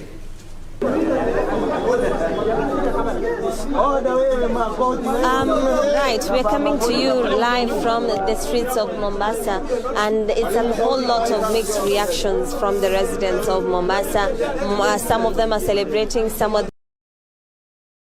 yet na uamuzi huu mpokeleaje? Mimi kwa majina Maganga ndio jina langu, lakini uamuzi umekuwa mzuri, nashukuru. Uamuzi wa mahakama na uamuzi haukuwa mbaya, lakini muhimu kabisa ambacho mimi naweza nikasema kama Mkenya ni kwamba mimi naweza nikasema tumepata ushindi. Upande wa baba na upande wa Ruto sote tumepata ushindi, kwa sababu sisi sasa tuweke tofauti zetu kando ili kama inawezekana tuweze kujenga nchi yetu, kwa sababu tunaona ya kwamba shida ni nyingi, pesa hakuna. Challenge iko kwa William Samoei Ruto, kwa sababu alitupatia, atazikamilisha Mungu akimwezesha. Kwa hivyo tunamuombea kila laheri akiapishwa kutusaidia kwa mambo mengi ambayo tulikuwa tunatarajia kutoka kwake. Na sana sana kitu ambacho pia vile vile tunaona anaweza kutusaidia ni hii kitu inaitwa bottom up, kwa sababu bottom up tunataka kuiona sasa ikifanya kazi in really, kwa sababu alikuwa akitueleza sasa ashaingia kwa serikali, ataweza kutuonyesha bottom up itamsaidia. Na kitu ambacho pia vile vile tunamuomba sana Ruto aweze kutusaidia kama itawezekana, aturudishe kwa at least zile kazi na zile offices ziwe zinaweza kuja huku, at least Mombasa yetu iweze kufanya nini, iweze kuamka. Na kitu kingine pia Ruto namuomba aweze kufanya kazi na wanasiasa wote na Wakenya wote, asibague Mkenya huyu ama Mkenya huyu, afanye kazi kama kiongozi wa Wakenya. Maoni shupavu sana hapa. Wacha nipate, songea tu hapa karibu. Uko upande gani, huzuni ama furaha? Asante sana. Kwa majina naitwa Douglas na bunge la wananchi hapa Borana Mombasa. Kwa sasa hii tumekubaliana na maamuzi ya mahakama, na kama Wakenya kitu kia muhimu kwanza ni tusikane, tuendelee na maisha yetu. Kitu ya pili, president ambaye amekuwa elected today as a 50th president, hakuna kibarua kigumu. Ya kwanza, yeye mwenyewe alikuwa anatupatia hopes, na saa hii imefika time tunatakikana kuona hayo matunda ya hopes zetu. Najua by that time ilikuwa ni semi za campaign, lakini Wakenya wameweka kwa kiria ngiwa mmoja wao. Yeye kama kiongozi na huyu mwenzake walikuwa wanashindana na yeye, wote wako na wafuasi. Kitu tulikuwa tunaomba Mheshimiwa Ruto waketi chini for the stability of the country, ndio tuendelee tuweke Kenya yetu kuwe mbele. Kenya ni kubwa kuliko hao viongozi kidogo, na sisi tunawajagua wao kwa tuongoze sisi. Kwa hayo majaji kutoka hapa bunge la wananchi Borana, na malizi hapo. Ongea hapa, tuambie jina lako tu na utuambie hivi leo umeipokeaje. Songa nyuma tu kidogo dadi. Tuambie unaitwaje. Songa nyuma tu. Waitwaje na umepokea vipi? Mimi naitwa Ahmed Shikuku. Matangazo hayo kwa uzuri sana. Kwanza nawaombea sana wale majudges kama watakuwako 2027 2032 watoe uamuzi kama huo kwa mtu yeyote ambaye atakuwa hajaridhika. Na kwa wale ambao walikuwa wamepeleka hii kesi mahakamani, walikuwa wamesema wanataka kubali matokeo, lakini wajue ukweli wameambiwa, na kama copies ya ile judgment yao wasome waelewe, ili watumie hii judgment kujirekebisha kwa sababu ya kesho. Natarajia uongozi itabadili nini? Natarajia uongozi wa Ruto ufuate nje ya manifesto yake, na hata kama itakuwa na maana kwamba ushuru uongezeke kwa watu ili apate kutekeleza manifesto yake, tuko Niambie tu unaitwa nani, umepokeaje, uko wapi kwanza, uko kwa huzuni ama umefurahia? Mimi nimepokea haya matokeo kwa furaha, kwa sababu hivyo ndiyo imetokea. Lakini ile ningeweza kusema kwamba katika election hakuna ruhusa, because mwenye amechaguliwa hawezi kuja kuongoza watu wa UDA na watu ni ataongoza wa Kenya kwa uchumura.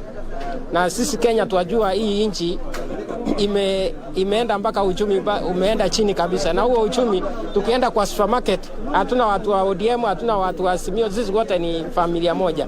Kwa hivyo tunatarajia kiongozi ameingia mamlakani, especially Kenya tuko na brokers wengi, ambapo unaangalia katika kila sehemu kama hapa Mombasa tuna familia ambao zina control Mombasa. Tunataka Kenya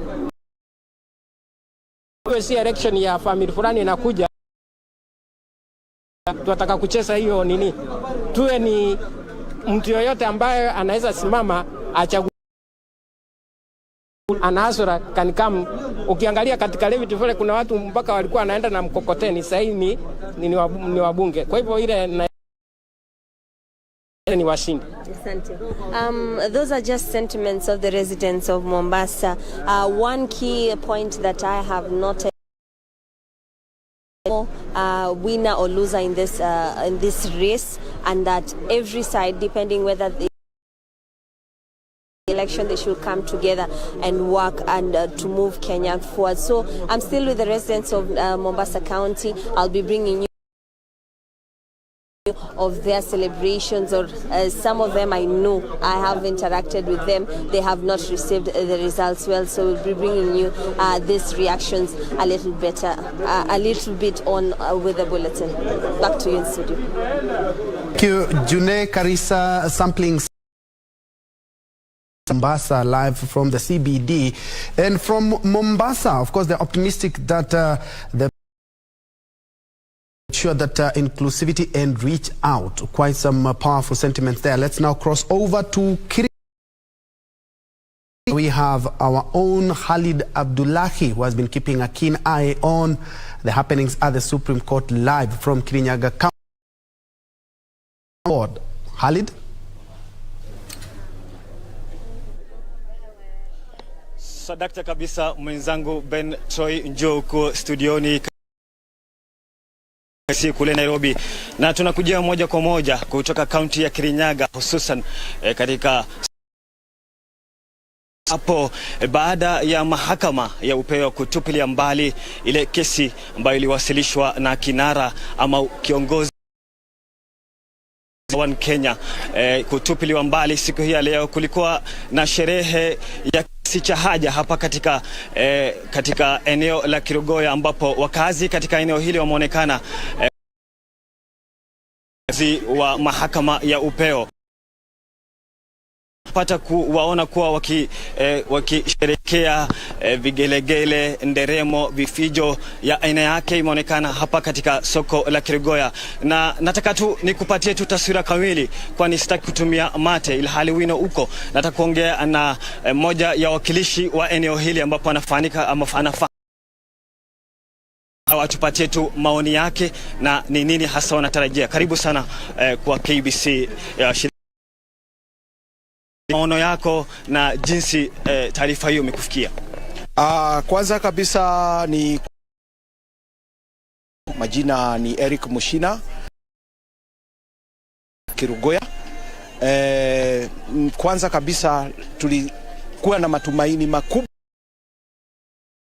Leo ni leo, asemaye kesho ni muongo, na tumeshukuru majaji 7 ambao wametoa uamuzi siku ya leo na wakaidhinisha kuwa rais wetu wa 5 ni si mwingine bali ni William Samoei Ruto, ambaye ni kinara wetu wa chama cha UDA. Kwa hivyo watu hapa ni shangwe na nderemo. Wengine walienda fasting, wengine pia. Lakini kwa siku ya leo, hata venye tumeona kwa koti la upeo ambalo ni Supreme Court, tumeona masuala yale ambayo iliwasilishwa na watu wa Azimio ambayo haikufikia, ambayo masuala ilikuwa ya uongo, ambayo ilikuwa mambo mingi, ambayo pia siku ya campaign kinara wetu pia alisema vile tu alisema sisi tuko na Mungu na wananchi, lakini wale walijigamba wakaji state sijui tuko na nini. Tumeona kuwa baada ya uchaguzi Wakenya wamedumisha usalama, hususan pia sasa hivi. Je, unawahimiza nini Wakenya katika maeneo tofauti? Kwanza kabisa hapa Kerugoya niliwa wa viongozi wengine baada ya uchaguzi na baada ya rais mteule kutangazwa yeye ni mshindi. Tunashukuru Wakenya wote, hata wenye wako hatukuwaona waking'oa reli, hawakuchoma manyumba, walidumisha. Tunaona kwanza Kenya mahali imefika ni mahali Kenya imekomaa, kwa sababu ile civic education yenye tulikuwa tunapea watu wakati wa campaign, tunawaambia regardless matokeo yapi, regardless ni kama mshindi ama ni huyo mwingine, ambapo ni Ruto alitangazwa mshindi, tulikuwa tumeambia watu wadumishe amani, na kwa swala hilo tumeona kabisa watu wamedumisha amani, especially wa supporters wetu wa chama chetu cha UDA waliweza kudumisha amani. Tuliweza kuambia tugojee matokeo ya Supreme Court, tugojee majaji 7 vile watafanya uamuzi, tukawaambia watulie na wakatulia, na tumeona kwamba wametulia mpaka hali siku ya leo. Naam, sasa nataka tulegeze kamba, tutoke kwa wakazi twende kwa viongozi. Mmepewa mambo nini, ama wito wako ni nini kwa viongozi ambao wamechaguliwa sasa hivi? Kwanza kabisa ni na pia wapiga kura kwa miaka 5 kuwashughulikia na kuweza kuwatetea masuala mbalimbali. So kwa niaba ya viongozi wengine ya tuko na majukumu makubwa, majukumu ambayo tuliweza kuambia wananchi na manifesto zetu, tuliweza kuambilia watu campaign promises mingi. Kwa hivyo mimi nawaambia viongozi wengine,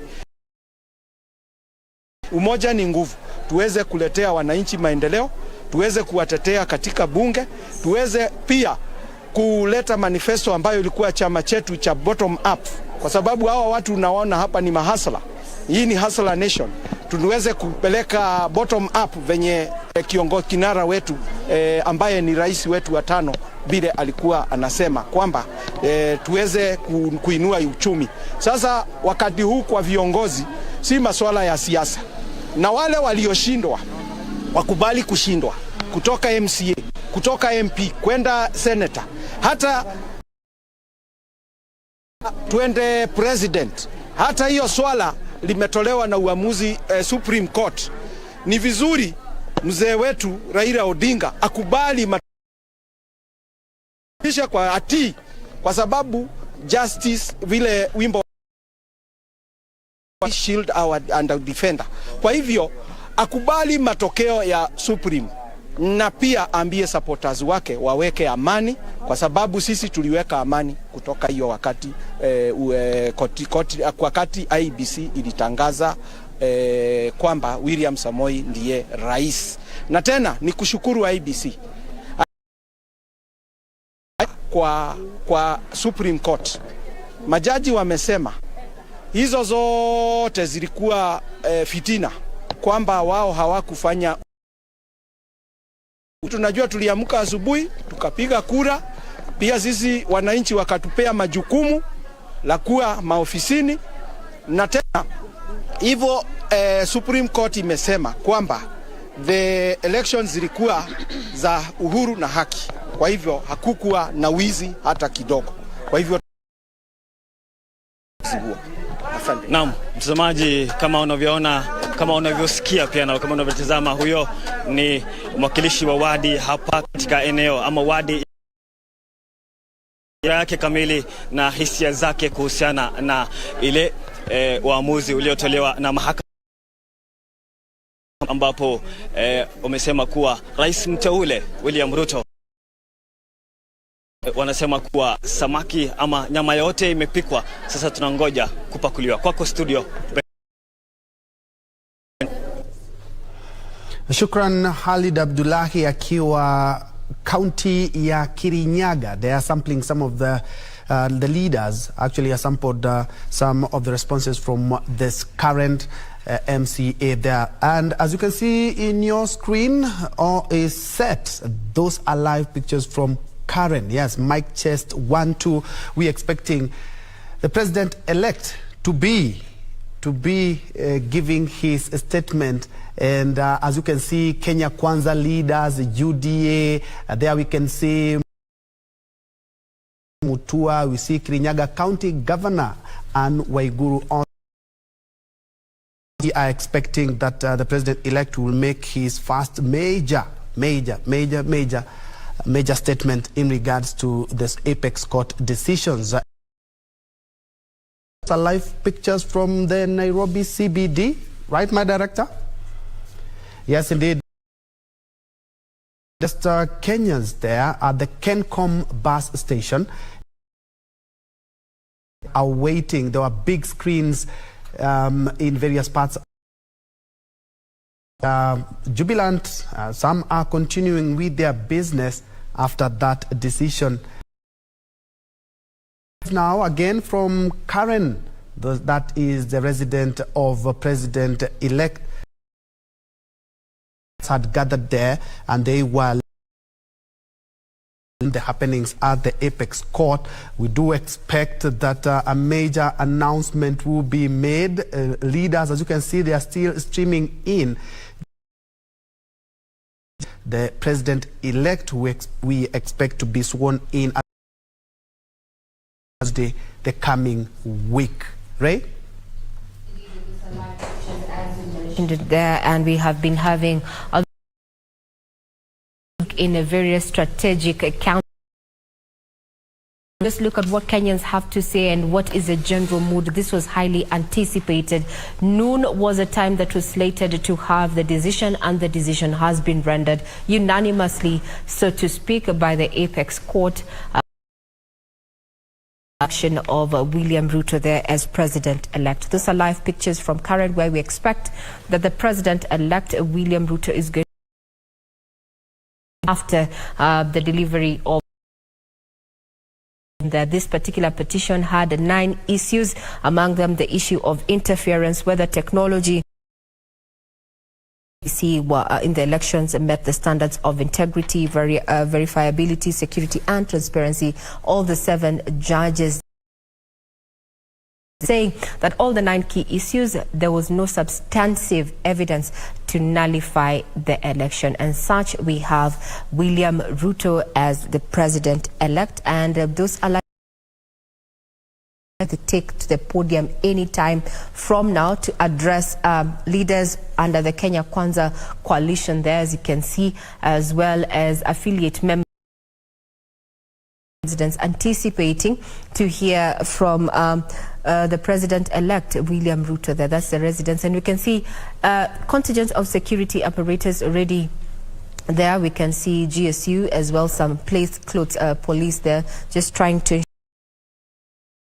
and the area itself is secured, awaiting that particular address. We're also having leaders there. As you can see, we're zooming in on Kirinyaga Governor Lusaka there. We're also having some members of the communication team under Kenya Kwanza there, led by former journalist Mohammed Hussein there. We're also seeing Alfred Mutua and ANC among the Kenyans who the first address there, so to speak, after the delivery of the judgment of the presidential petition after the August 9th polls. Earlier on, we were just having views from Kenyans, a look of how things in Gishu County, as well as Nyeri there and Kirinyaga, and also just a sneak keenly looking at how the country is looking at. Now we soon let's have a listen into what Kipnusu has read was in Gishu. Kipnusu, good afternoon.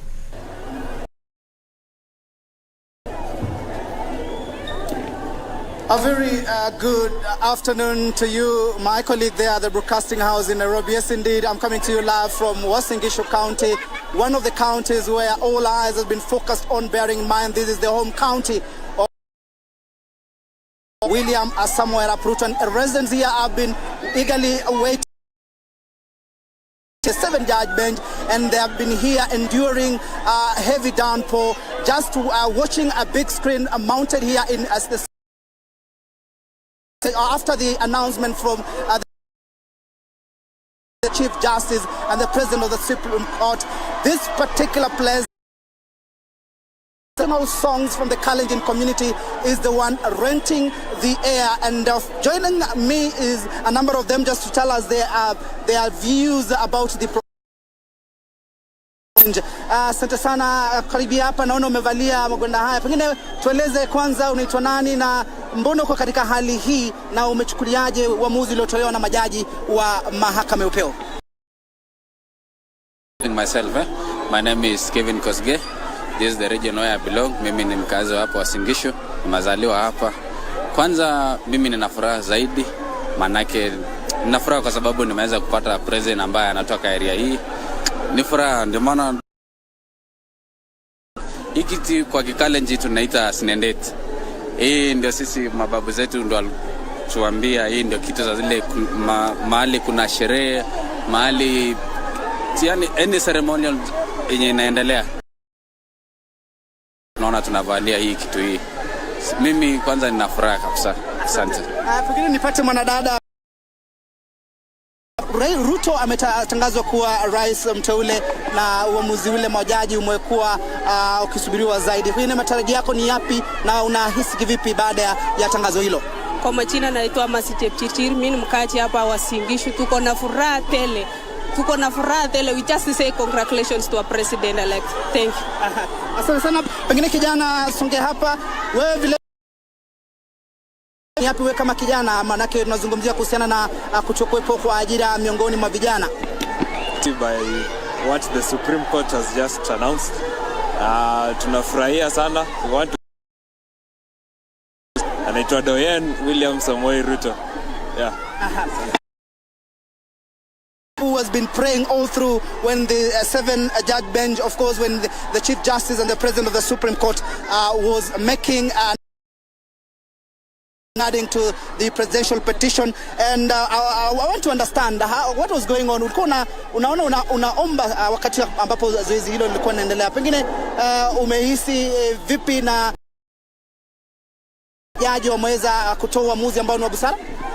Bwana sifiwe. Kwa majina naitwa Pastor Rosti Mtai na ubiri taoni. Ombi langu lilikuwa naomba tu ya kwamba Mungu asituaibishe, atuinue kutoka kiwango kingine hata kingine.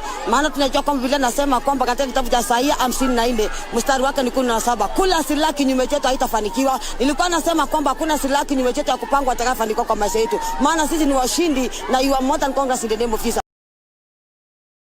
Amani, amani, amani ya Yesu. Asante sana.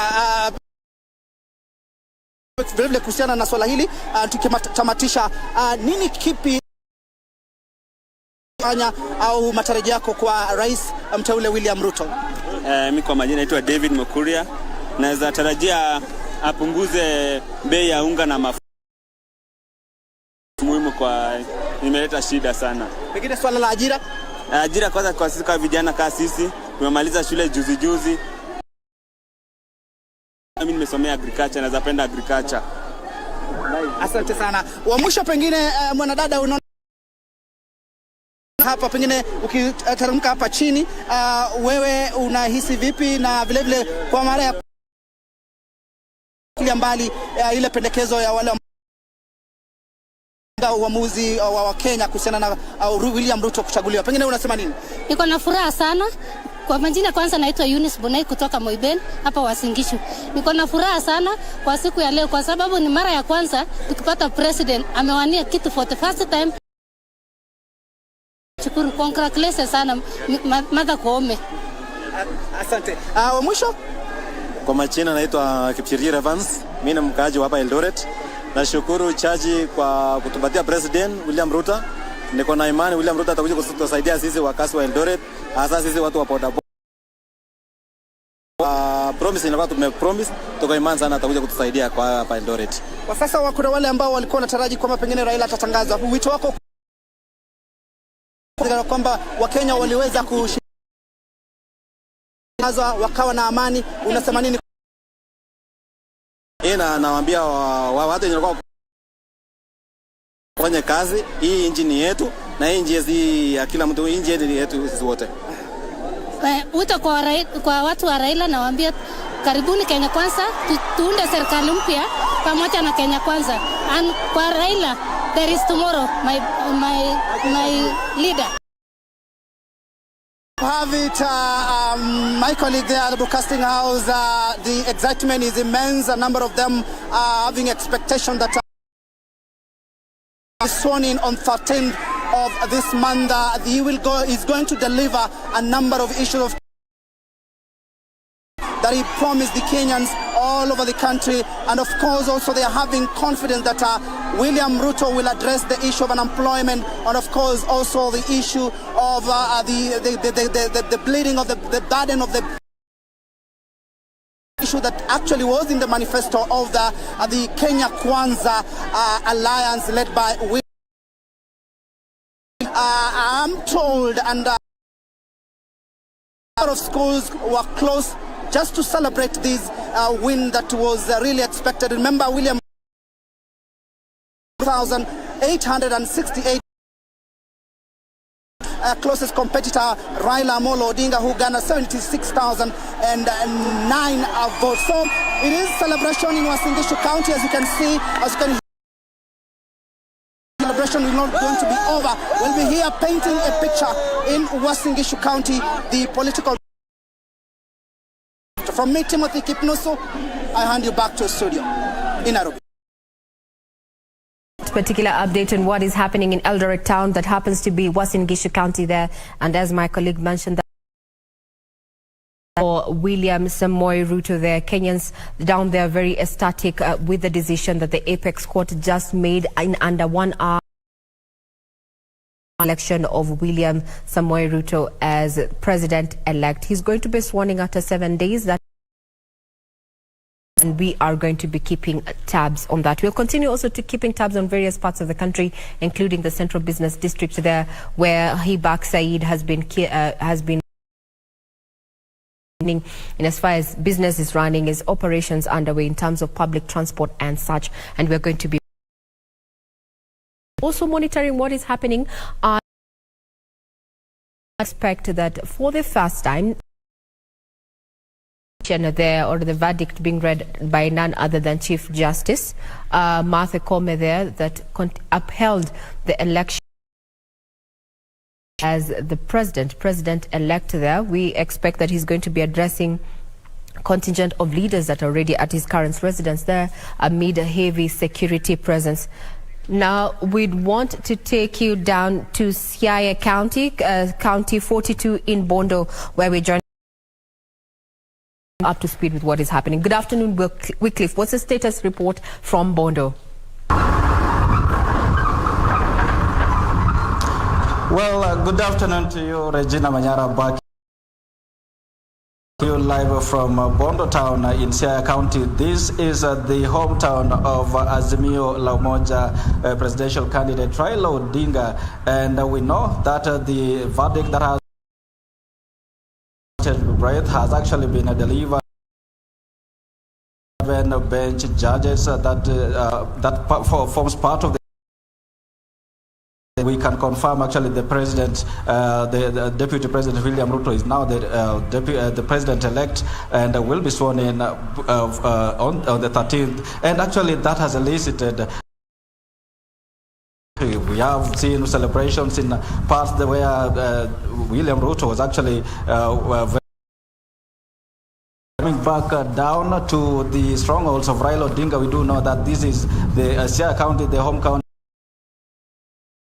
Basically, this is one of the territories, and it hasn't been quite as a similar scenario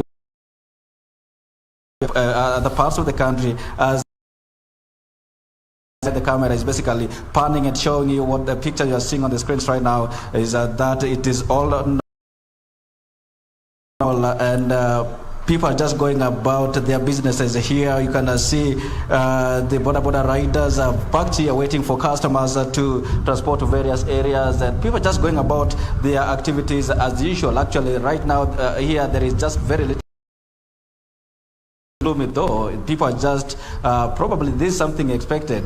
I have spoken with a number of them before coming on set here, and some of them they expected that the ruling, but some of them this has come as a surprise. But before delving deeper into this, here probably to talk to us and get to hear from them what did they expect from the ruling this afternoon, and what is it to them going forward, brother? Camera here and tell us your names in full, and we proceedings, or rather we followed the proceedings last week at the apex court that the Supreme Court, both sides of the divide, the petitioners and the respondents argued their case, and today the verdict has been delivered, and it hasn't gone the way probably you guys expected. Maybe you can just tell us what did you expect, and how do you feel now? Weekly for cheer. I never expected such a verdict from the Supreme Court of the Azimio la Umoja. We as supporters, we were convinced that this election was null and void. So what we are waiting for now is to get direction from our presidential candidate, His Excellency Raila Odinga. Thank you. And probably you can see the normalcy, just people are going about their businesses as usual. This is probably not the scenario maybe in a few electoral cycles. What has changed? Nothing much have changed. If 2017, 2013, we supporters of Raila Odinga, what we do, we wait for him to speak to us. So whatever Raila will say, that is the direction we shall take. If he says, let us move on, it is okay. If he gives us another direction, that is it. And that is why you are waiting for him. Okay. Thank you. What I want to tell Kenyans, the opinion of the Supreme Court. But again, in the opinion of the public, on the evidence that we saw live on our television sets. Thank you. All right. Regina, I have a few more to interview, and the verdict that was delivered. You can just come on set and look into the camera and tell us your name and what did you expect out from according to your expectation. Okay, thank you. My name is Joseph Oyamo. I'm a resident. Yes. Having said that, today's ruling by the Supreme Court has actually come. As supporters of Azimio here, in his very bad thing that he could win because people turned out and voted for him massively. But of course, the result that was released by the IBC was not convincing, and there was the case in the court that followed. Evidences that we saw. producing before the court, they were kind of convinced. You have just seen everything, every petition that was placed before the court has been dismissed, and the result is out. Yeah, we just have to accept. Yeah, in as much as we may not agree, but we accept. Are you going to treat this, and what message do you have for the rest of Kenyans, especially probably those that reside in these parts of the country? Oh, as an individual, you know, Kenya is bigger than myself. It has been made by the Apex Court. There's nothing much that I can do. As I've said, I'll continue with my day-to-day.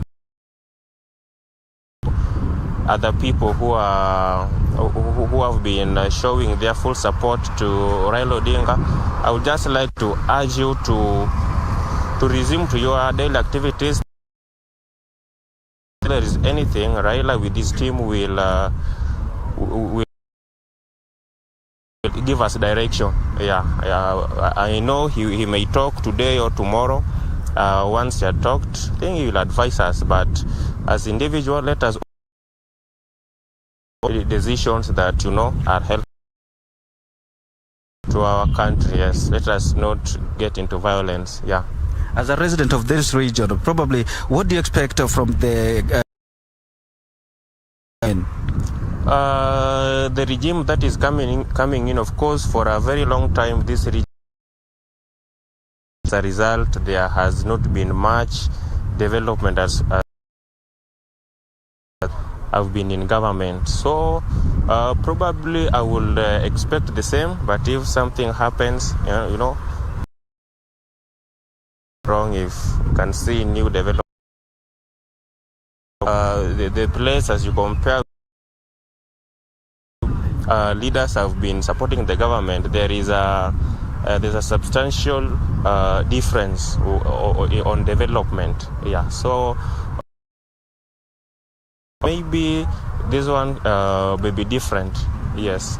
Yeah. Thank you so much. Ben Trenjue, reactions from the residents of Bondo town, like you've heard from